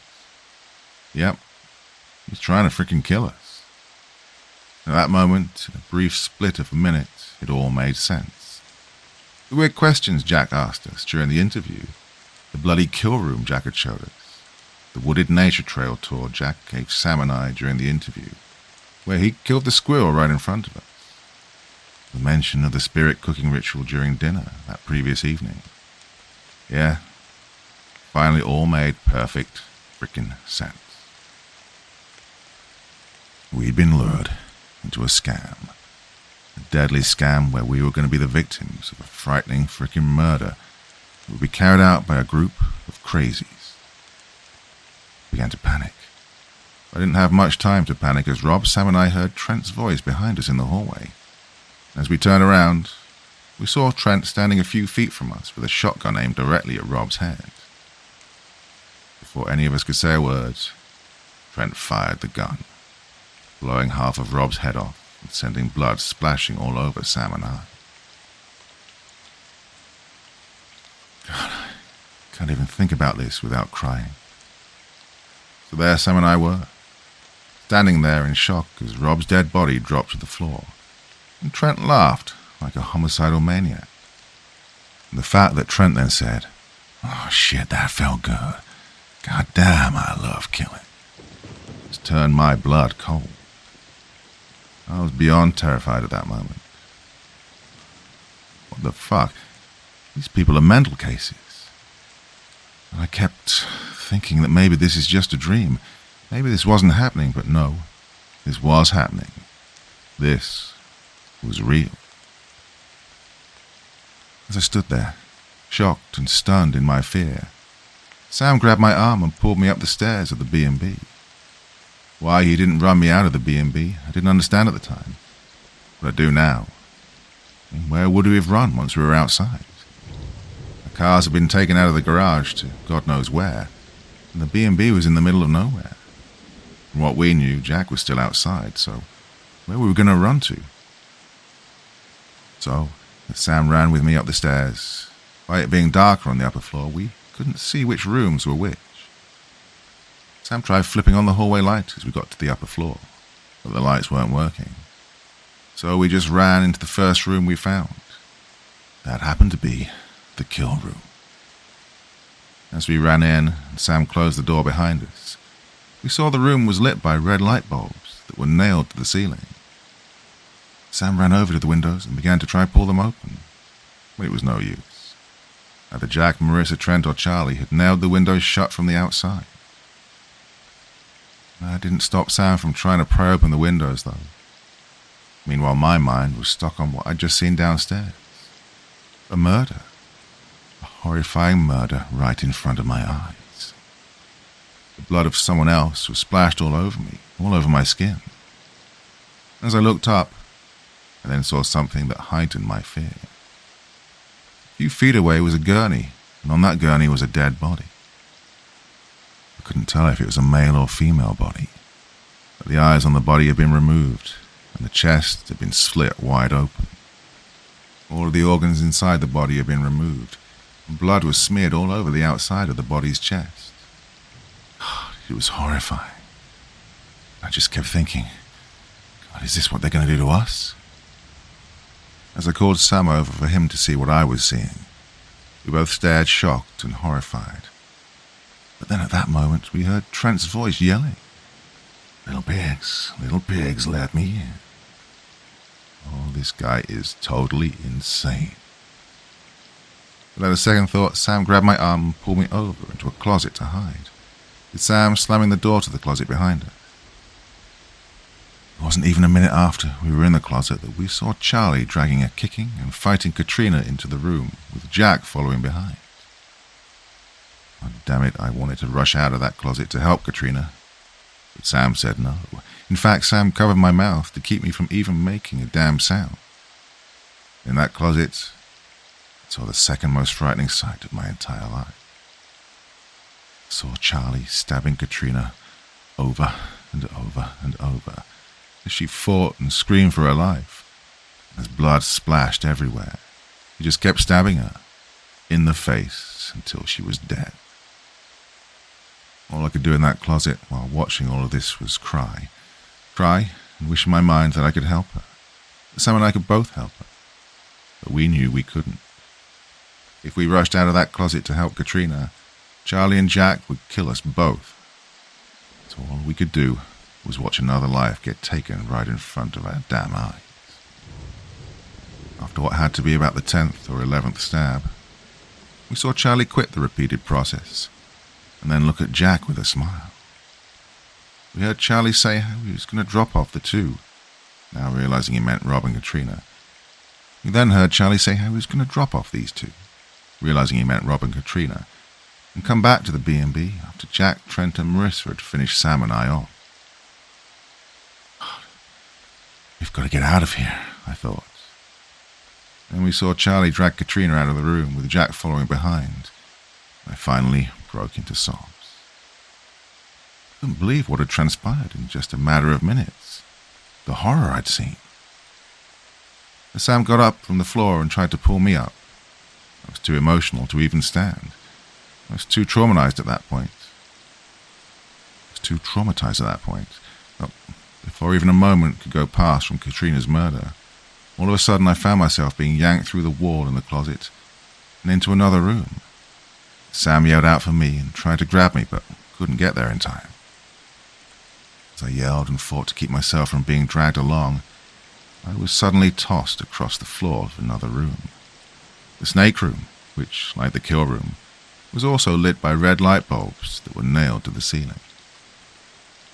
I knew I was in the snake room because within seconds, as I got to my feet, I could see the snakes slithering out from every corner of the wall. The one thing I'm scared of more than dogs is snakes. I was terrified. I rushed to where I thought the door of the room would be, but I couldn't find it. It was as if the door to the room didn't exist. God, how the hell am I going to get out of here? I thought to myself. I began yelling and pounding on the door for help, for Sam, but it didn't make a difference. No one came for me, so I did the only thing I could think of to do. Move as far away from the snakes slithering towards me as possible. I wouldn't help much, but what else was I going to do? Out of pure fear, I broke into sobs. Call it whatever, but I was scared out of my mind. As I was backing up, someone grabbed me from behind and yanked me out of the room. As I was kicking and fighting to get free from the person dragging me down the hallway, I looked up and saw it was Jack. Oh, I was going to die. This was it. He was going to freaking kill me. I was going to die. Part 3. As he dragged me down to the basement, to a closed door that read, "Operating Room," on it, I fought even harder. I knew I had to do something, anything to prevent me from going to the other side of this door. However, all my fighting was in vain. Jack was much bigger and more built than I was. I couldn't get free from him. As he opened the door and dragged me inside the room behind it, he took me over to a gurney in the center of the room. As he picked me up and threw me onto the gurney, I felt a large pain shoot through my back. But I was sure he'd broken my back the way he'd slammed me down on that gurney. This is when my fear turned into anger.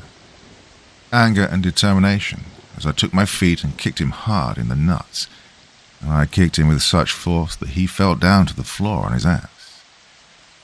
At that moment I jumped up off the gurney and ran towards the steps of the basement, not before Jack grabbed me by the back of my legs and tripped me up. Oh shit, I thought. Then as I fell to the floor, Jack jumped up and grabbed a hatchet sitting on the shelf next to him. When I saw that hatchet in his hand, I knew I had to either fight back or die in that moment. Then Jack swung the hatchet down, aiming for my legs, but I managed to roll away just at the right time. As I got to my feet, he grabbed me by the neck from behind and slammed me up against the wall in front of him. He held me against the wall by squeezing his hands tightly around my neck. I thought right then that that was the end of me. I was going to die. I began seeing blurriness. My mind at that moment went back to the very moment I called about this job, and I began mentally wishing I'd never called in the first place. I was about to give up, but I didn't, because I knew I wasn't ready to die at that moment. I wasn't ready to die. I reached my arm over as far as I could, managed to grab a pair of scissors hanging on a nail from the wall. I took the scissors and stabbed them down hard into his arm. He yelled and let go of my neck then. I dropped to the floor almost like a frickin' ragdoll. Throughout all my coughing and gagging to breathe after almost being choked to death, I managed to crawl away on the floor before getting to my feet and running to the other side of the room, where I grabbed a pistol sitting on the shelf. As Jack rushed over to me, he stopped in his tracks when he saw me aiming the pistol at him. I couldn't believe it. At that moment, the very thing I was afraid of and didn't want to have anything to do with was the thing I was holding in my hand. I was about to use it to kill someone who was trying to kill me. Couldn't have been more terrifying. So there Jack stood, just a few feet from me, smiling like a lunatic. "What are you gonna do?" he said to me. "Shoot me? You hate guns, remember? In fact, didn't you say the guns scare you? Oh, don't be a fucking moron." "I will," I replied. "I'll kill you after you murdered Katrina and Rob." He then laughed at me and said I didn't have the balls to shoot him. He took a few steps towards me, my heart beginning to swell with fear. God, I did not want to fire that gun, because he was indeed right. Guns did scare the shit out of me. But as he rushed towards me, attacking me down to the floor, I realized I had no choice. Well, it's hard for me to even pull the trigger. He had his hands wrapped around the gun now, trying to pry it from my hands. As we fought and tussled on the floor for the gun, somehow, I believe now out of pure luck, I managed to pull the trigger. Not once, but 3 times, firing into his chest. As his eyes widened and blood spilled from his mouth, he dropped down dead on top of me. Oh, I was almost sick. In that moment, I went into a brief mental breakdown. Somehow through this, I managed to push him off of me and got to my feet. But as I stood there, I stared down at my body, hands trembling, stunned in shock. I was seconds, just mere seconds away from mentally cracking up, because I had never killed anyone before. However, it was hearing Sam's yelling voice from the outside that shook me out of this moment. I looked around the room for what I could use to help Sam, as I certainly wasn't going to use that freaking gun again. So I grabbed a baseball bat sitting on the shelf and ran up the stairs to Sam's aid. As I ran outside, I followed Sam's yells. I saw Trent on top of him, a few feet away from the porch of the B&B, choking the life out of Sam. Anger erupted within me again, and I ran over and smashed Trent in the back of his head with the bat. As I dropped the bat and sat down beside Sam, he leapt into his feet after asking if he was all right. While he was coughing with severity, he said he felt weak and lightheaded. As I looked up, I counted it as a miracle that Marissa's truck was in the driveway. I hadn't been there when Sam, Rob and I had run back into the B&B before. I hurriedly helped Sam over to the truck, got him inside and cursed in anger when the keys weren't in the ignition. It was at this moment that Sam told me that the keys were on Marissa, whom Sam had killed in the hallway of the B&B before being attacked by Trent. So I left Sam inside the truck, told him I'd be right back, and rushed back in for Marissa's keys. I didn't even realize that Trent was no longer lying on the ground in front of the B&B. So as I rushed inside, from out of nowhere, Trent jumped on my back like some kind of spider monkey or something, and began biting me and tearing at the skin on my neck and lower face. It was at this moment that Trent and I became embroiled in a fight. I struggled to get him off me, but once I did, we began exchanging blows, and our fight rolled over into the dining room, where we were knocking over tables and everything. The fight was brutal, and he was stronger than I'd thought. As the fight continued, somehow Trent got on top of me and began choking me. God, what was it with this guy and choking people? I fought as hard as I could to get his hands off my neck, but I just couldn't.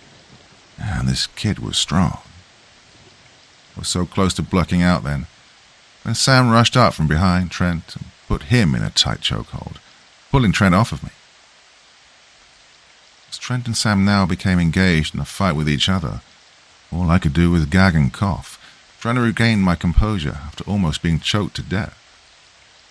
I don't remember how long the fight between the two of them lasted, but I do remember Sam eventually jumping on top of Trent and, with knife in hand, slashing Trent's throat, killing him. Sam looked at me, and as I looked at him, we sighed with relief that it was over. We'd survived, and it was all over. As we both walked out of the B&B and back to the truck, getting inside and driving away, we had no clue that it wasn't over just yet, because hiding in the back seat of the truck was Charlie. As Sam drove with me in the front passenger seat, Charlie popped up from behind us and grabbed Sam around the neck, trying to strangle him. These people must have some obsession with strangling. As Sam almost lost control of the wheel while gagging to breathe, I told Sam to keep his hands on the wheel. I then bit down hard on Charlie's arm, making blood stream from him, making him yell out in pain while letting go of Sam. Finally had enough of all this. Anger overtook me as I jumped in the back seat and tackled Charlie down to the floor. We began fighting, exchanging blows with each other, and as Charlie tried to get on top of me, trying once again to do what they obviously love to do, strangle me, I managed to take my right foot and press down on the back door handle a few feet away from me and open it. As the door swung open, I took my right foot and kicked Charlie hard in the nuts, sending him flying off me and out of the car. Then with quickness, I shot up, grabbed the door handle, and slammed the car door shut. As I looked out the back, I saw Charlie stand to his feet on the road, shake his head and shoot his eyes over at the car we were driving away in, filled with rage. He had to have been pretty strong to survive being kicked out of a moving car. Finally, though, I thought it was all over. Sam drove us straight to the police station in town, and we told 2 detectives everything that had happened. Told them all about Jack, Trent, Marissa, and Charlie. Gave them the address of the B&B. Later, one of the detectives told us that he'd sent officers out to the address we'd given him, that there was nothing or no one there but an empty house. No bodies of Jack, Marissa, or Trent. No spirit cooking ritual. Didn't find any snakes in the snake room. No blood or gurney or anything creepy in the kill room. The detective said that it was just an old house, an old plantation house that had been abandoned for years. I couldn't believe it. Neither could Sam. We know what we saw. We know what happened to us there. What the fuck was happening now? Anyway, the detective told us the car would take Sam and I home from the station because Marissa's car that we'd driven to the station in was now being impounded. So we went home. As we were riding home, though, in the same car together, thought back to something the detective had told me in the interrogation room in the station, and I told Sam about it. I told Sam how, in the interrogation room, the detective had mentioned about the spirit cooking ritual. I'd never even mentioned this to the detectives. For some reason, I'd forgotten all about mentioning it. I asked Sam if he'd mentioned the spirit cooking ritual to either of the detectives. Sam swore that he didn't. He didn't even think of mentioning it, because he was more focused on describing the murders of Rob and Katrina that he'd seen. So how in the fuck had that detective known? Unless he and the other detective were in on it. So once we got home, I decided to Google the detectives' names. I found online a picture that both the detectives had taken with the police chief and the rest of the police department staff. On the bare arms of these detectives and the police chief was the same tattoo that Sam and I had seen on Trent and Jack's arms. Only the tattoos that were on the police chief and the detectives were smaller than the one Jack had on his arm. Well, that means those two detectives and the chief of police were in on what happened. Probably the entire force was behind it. Days later, Sam and I each received a visit from two men who identified themselves as CIA agents. The agents told us that they'd gotten in contact with the police and detectives at the station that we'd gone to, and they knew about our story, what had happened to Sam and I, that we were to tell no one else what had happened to us. Because if we did, there would be grave consequences. Well, this scared the shit out of me. I asked them why, and if they were connected to Jack, Charlie, Trent, and Marissa, but they wouldn't tell me or Sam when Sam asked. They just said that for our own safety and livelihood, to not tell anyone else what had happened to us, that they would be watching our every move. This made both of us extremely scared. It also made us believe that not only were the entire police department behind what happened to us, but that the government was behind what happened to us as well. So here I am, present day. I've changed my name. So has Sam. We've moved our families out of the state we were in fact out of the US. I won't say what country we're in now, but we're in hiding for our own safety. I still don't think we're safe where we are. I mean, Sam and his family and me and my family, we've had to move 6 different times because each time we settled in a place, we felt like they had found us. And due to us getting constant threatening and harassing phone calls, having our homes broken into and feeling like we were being watched and followed. In the country we're in now, been here for about 3 months. We like to think we may be safe, but we're still unsure. We're constantly looking over our shoulders. Don't think we'll ever feel confidently safe. I can't really explain what happened, but I believe that job that we responded to was there to lure us into being the victims of some kind of government, organ harvesting, melanin theft type of thing. To this day, I suffer from nightmares. Almost every night from what I went through then. My life has never been the same and it never will be. Sam's turned to alcohol to cope with what happened, and that in turn affected his life so much that he and his wife divorced. I wanted to come here though, as I said, to warn people. And Sam and I are working with some of our friends to try to get this story out to people on a wider scale. Because all of them, Brent, Marissa and Jack are dead, but Charlie is still alive, and he's still out there somewhere.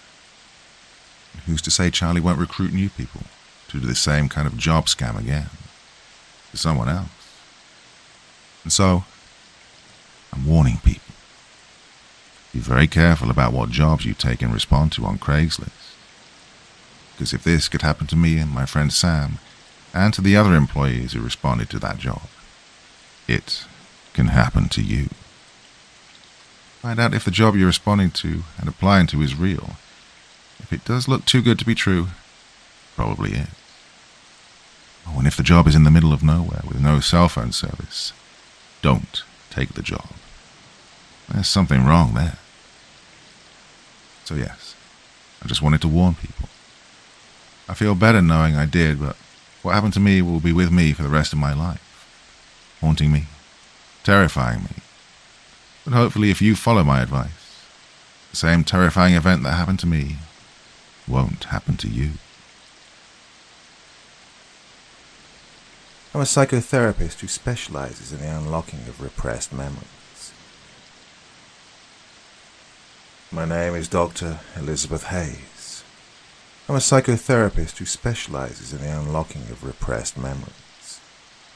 A repressed memory, for those of you who may not know, is a rare psychological phenomenon in which memories or traumatic events may be stored in the unconscious mind and blocked from normal conscious recall.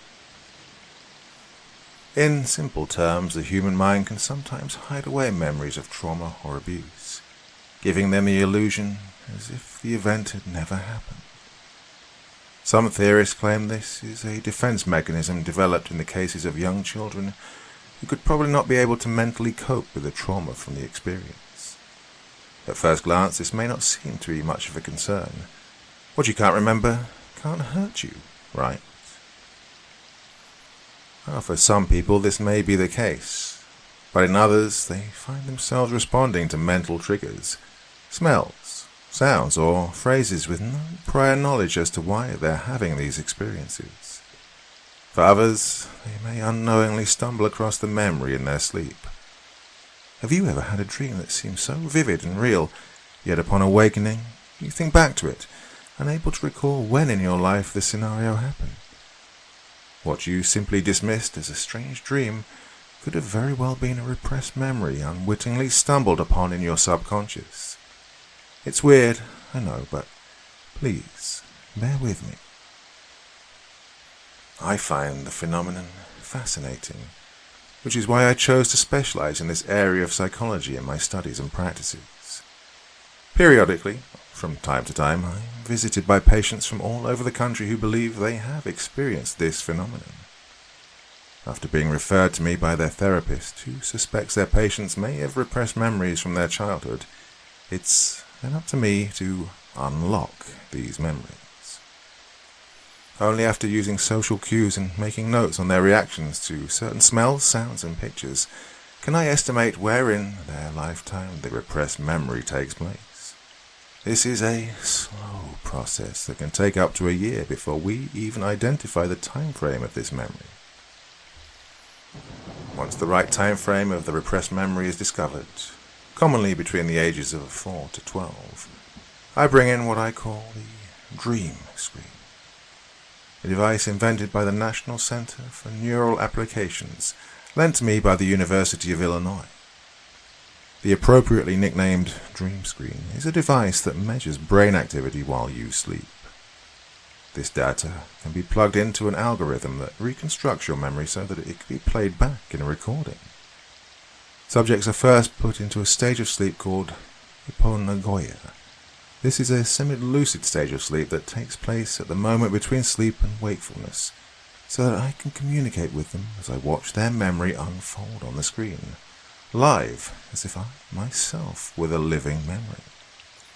While walking the subject through the memory for the first time, it's up to me to coax the subject through the entire memory, asking the right questions, pointing out the hidden details, all while making a conscious effort into not leading the subject too much as to incidentally plant false memories into their subconscious.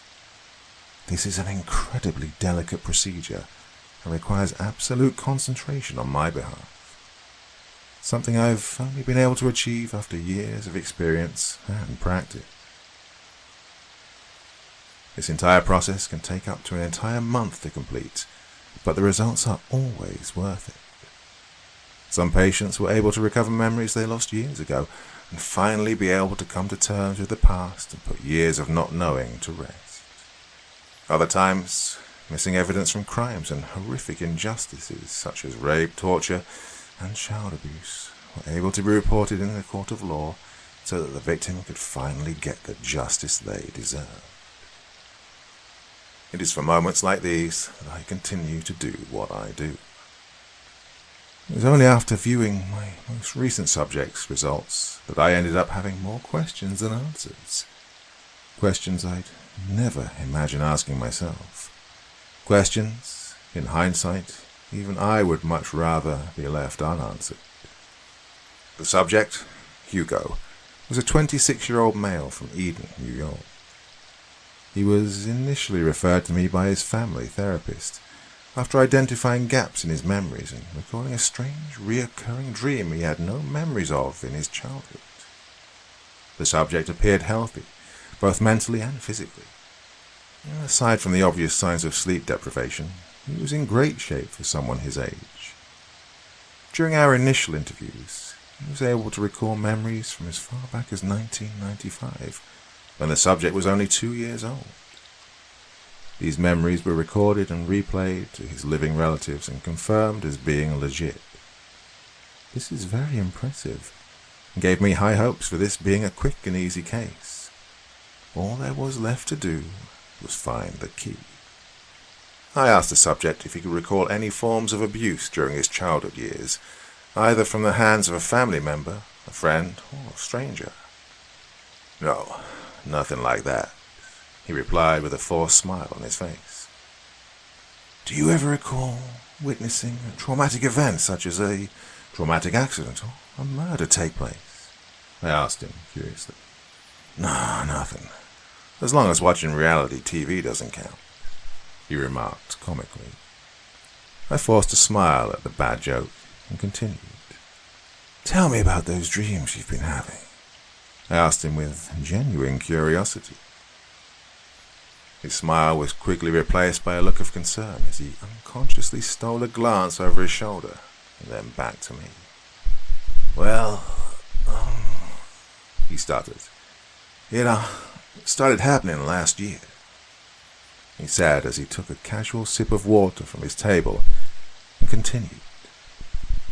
I noticed a slight tremor in his hand as he placed the glass back onto the table.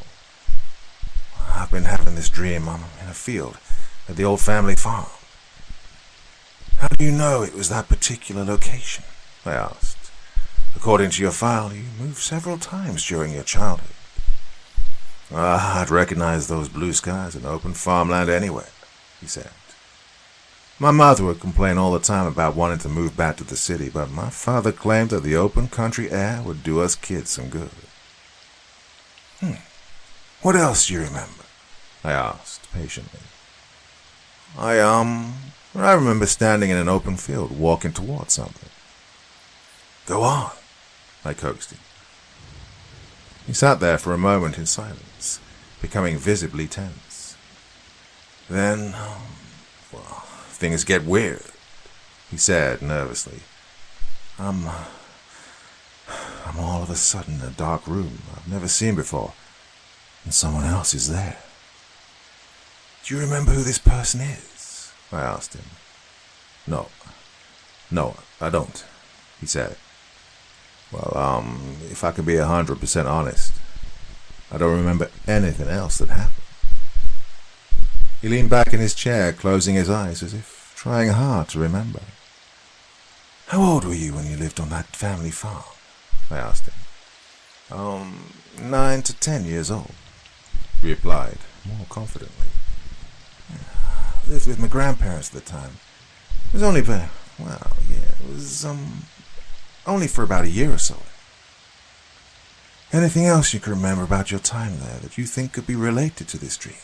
I asked. I don't know, the patient admitted. Yeah, that's where my memory begins to get a little foggy. All I know is that hours, even days after having the dream, I just can't shake this feeling of dread. No matter how much I tried, I just can't calm my nerves after that dream. I took a few notes and stood to my feet. Well, I guess the only way we're going to find out is through phase 2. I moved the cart over to where the patient was sitting and began to prep the dream screen. After leaning the subject's seat back into a prone position, I administered the sedative to ease him into his semi-lucid state. After placing the electrodes to his temple and forehead, I slipped on a pair of headphones to the patient so that I could communicate with him from the observation. After guiding the patient through verbal cues and building the scenario, I began to see the first sign of images on the screen. The memory started dark at first, But what began to look like an open wheat field came into view. I began to take in the sights. Blue skies, white clouds, the sway of the golden wheat blowing in the wind, and what appeared to be a small country home in the distance. "Okay, now tell me, where are you standing right now?" I asked the subject. "The farm," the subject mumbled. "Yeah, the one I grew up on." As he spoke, I took in the surroundings as they began to become clearer, as the subject began to remember. "Now, tell me who else was with you," I prodded. My friend, no, my cousin, Katie," the subject said. "Good. You're doing great," I said encouragingly as a figure appeared walking next to the subject in his memory. "Now describe your cousin. What did she look like?" "Dirty blonde hair, brown eyes, freckles on her nose," the subject said confidently as Katie came into view, exactly how he described her. She looked to be around 8 years old. "Come on, Huey," Kate said excitedly. "Can you see it? The old farmhouse. Look, we're almost there." "Can you tell me about this farmhouse?" I asked the subject. "Yeah, it was an old abandoned house built on my grandfather's property. It was built before my family bought the property. We just lived a few acres away from it," he mumbled quietly. "Well, Kate and I wanted to check it out. We were planning on making it a new clubhouse." I spotted a small smile on the subject's face from the window of the observation room as he began to remember. "We had a backpack full of stuff. Action figures, comic books, a couple of Snickers bars," he said quietly. "We were driven out of our old clubhouse in the hayloft after a family of raccoons moved in." "Now, describe the old farmhouse to me," I asked him as the blurry image of the house began to come into contrast. 2 stories, peeling dark blue paint, thatched roof, old tire swinging tree out front, he told me. The image now became clear as the farmhouse came fully into view, down to every detail he described it in. "Come on, Huey," Kate beckoned. "Let's see what's inside." As she walked to the front door, the subject's eyes darted to a window on the top floor. The figure quickly moved out of view that appeared to be watching them. "Wait," I blurted. "Who was that?" The subject's eyebrows furrowed in confusion. I don't remember," he said after a long pause. I let it go and then let the subject continue. "Okay, now, what happened to you after you went inside of the farmhouse? What did you find inside?" I asked. Nothing," the subject said slowly. "It was cleaned out. No people, no furniture, not even a single scrap of litter." The dream suddenly grew darker as the subject now appeared in a small, dimly lit room. Light pooled out from the creases in between the boarded-up windows. "Oh, isn't this great?" Kate said excitedly. "We can have campouts. We can have picnics. We can even invite our friends over." Her voice was cut off as a low creak sounded from upstairs. What was that?" Kate said nervously. "It's probably another family of raccoons," I heard Kate say as the subject's eyes trailed to the top of the stairs. "Oh, wait, I remember now," the subject said shakily. "Who was it?" I asked cautiously. "No, not who," the subject said with genuine fear in his voice. "Oh, God, it was a..." His voice trailed off as a figure appeared from the top of the stairs. I leaned in close, trying my best to make out the figure standing there. "Stay with me," I coaxed the subject. "Describe what you saw inside of that farmhouse." The subject didn't say anything. His facial features remained taut, but his lips quivered. My eyes went back to the screen as the humanoid figure began to walk down the stairs. "Huey, Kate's voice said softly and nervously. "Who is—" The figure suddenly dropped onto all fours and dashed down the stairs with alarming speed. "Teeth," the subject shouted. "God, white eyes, pale skin." The figure suddenly stopped, inches away from the subject's face. My heart began to race as the image cleared up, as the subject began to remember. Most of what I could make out of the face of the figure was only what was visible in the small slivers of light from the boarded-up windows. Pale skin, gleaming white teeth, and brown receded gums from a mouth whose lips were pulled so far back they almost appeared to not exist. Its eyes were also rolled so far back that the pupils and irises were not even visible, showing only the whites of its eyes. Its nose was nothing but two slits, as it breathed heavily only inches away from the little boy's face. The being wore no clothes and appeared to be human, yet showed no discernible signs of gender. For a long time, I watched in complete shock as the figure appeared unmoving, the slits where the nose should have been flaring with every breath. Its teeth began to click as if in curiosity as a movement was spotted from behind the being. "Oh, Katie, no!" the subject screamed in unison with the child in the dream. Kate stood behind the figure and swung a 2x4 at the being's head. The creature spun around with lightning speed, catching the little girl's wrist in his hands and lashed out with the other, slicing a clean cut into the child's stomach with its clawed hand. Kate fell onto her back, hands covering the open wound, and began to whimper terrified, subdued sobs as the creature slowly crawled on top of her, its face now inches from hers. "Leave her alone," the subject screamed once again in unison with his younger self as he made his way forward, arms outstretched as if to push the creature off his cousin. The creature once again moved with blinding speed, knocking the boy across the room with a mule kick to land roughly against the opposite wall. The creature once again drew its attention back to the young girl lying beneath it. It slowly leaned forward, its mouth only inches away from the young girl's ear. It then stopped, and a hissing whisper could be heard from the creature's mouth.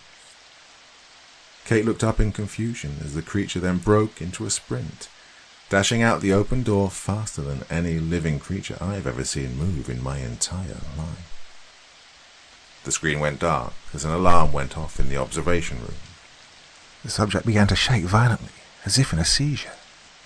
I ran forward, shut down the machine, and quickly removed the electrodes from the subject's head. "Katie, no, leave her alone," the subject cried as the thrashing became less and less, and the patient slipped into unconsciousness. I'll be honest with you, this wasn't the first time I'd seen this creature while using the dream screen. The first time I dismissed it as simply a pseudo-memory. Sometimes the subject's subconscious would replace the person who caused the trauma with a childhood fear, like the monster in their closet, or a creature from a horror movie that scared them as a kid, creating a pseudo-memory. But the second time I saw it, I knew it was so much more than that. Several times before I've seen this thing locked deep into a subject's locked memories, as if its appearance itself was so horrifying that the human brain automatically retracted the memory into the deepest parts of the subject's memories as to keep them from going insane. Each subject completely different, unrelated with no discernible trends or patterns in physical appearance, mental health or age. I do not know who or what this thing is, but I have dedicated my entire career to finding out what it is. Every case leads to dead ends, but this case was different. Never in any of my past subjects' memories have I heard this creature speak. Even in my most recent reports, I could not make out exactly what was said. earlier this month, I contacted the most recent subject's cousin from this memory, Kate. After much convincing on my behalf, I talked her into visiting my office in Washington, D.C. to have her memories examined. The now fully grown Kate was also experiencing similar dreams as the most previous subject prior to our first meeting. Her resulting memory, once unlocked, ran parallel to that of her cousin's. She also bore an old scar on her stomach in the same place the creature had scratched her in the memory, proving its legitimacy. The only difference between that of Kate's memory was the creature's voice was now clear as day. I will never forget the words I heard from Kate's memory. The sound of the creature's hissing voice still fresh in my mind. What I heard it say to that little girl almost 17 years ago. "Stop searching for me, Dr. Hayes."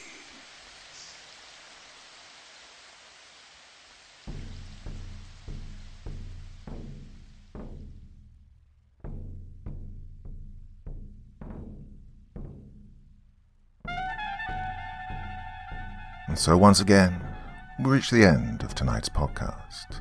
My thanks as always to the authors of those wonderful stories, and to you for taking the time to listen. Now, I'd ask one small favor of you. Wherever you get your podcast from, please write a few nice words and leave a 5-star review, as it really helps the podcast.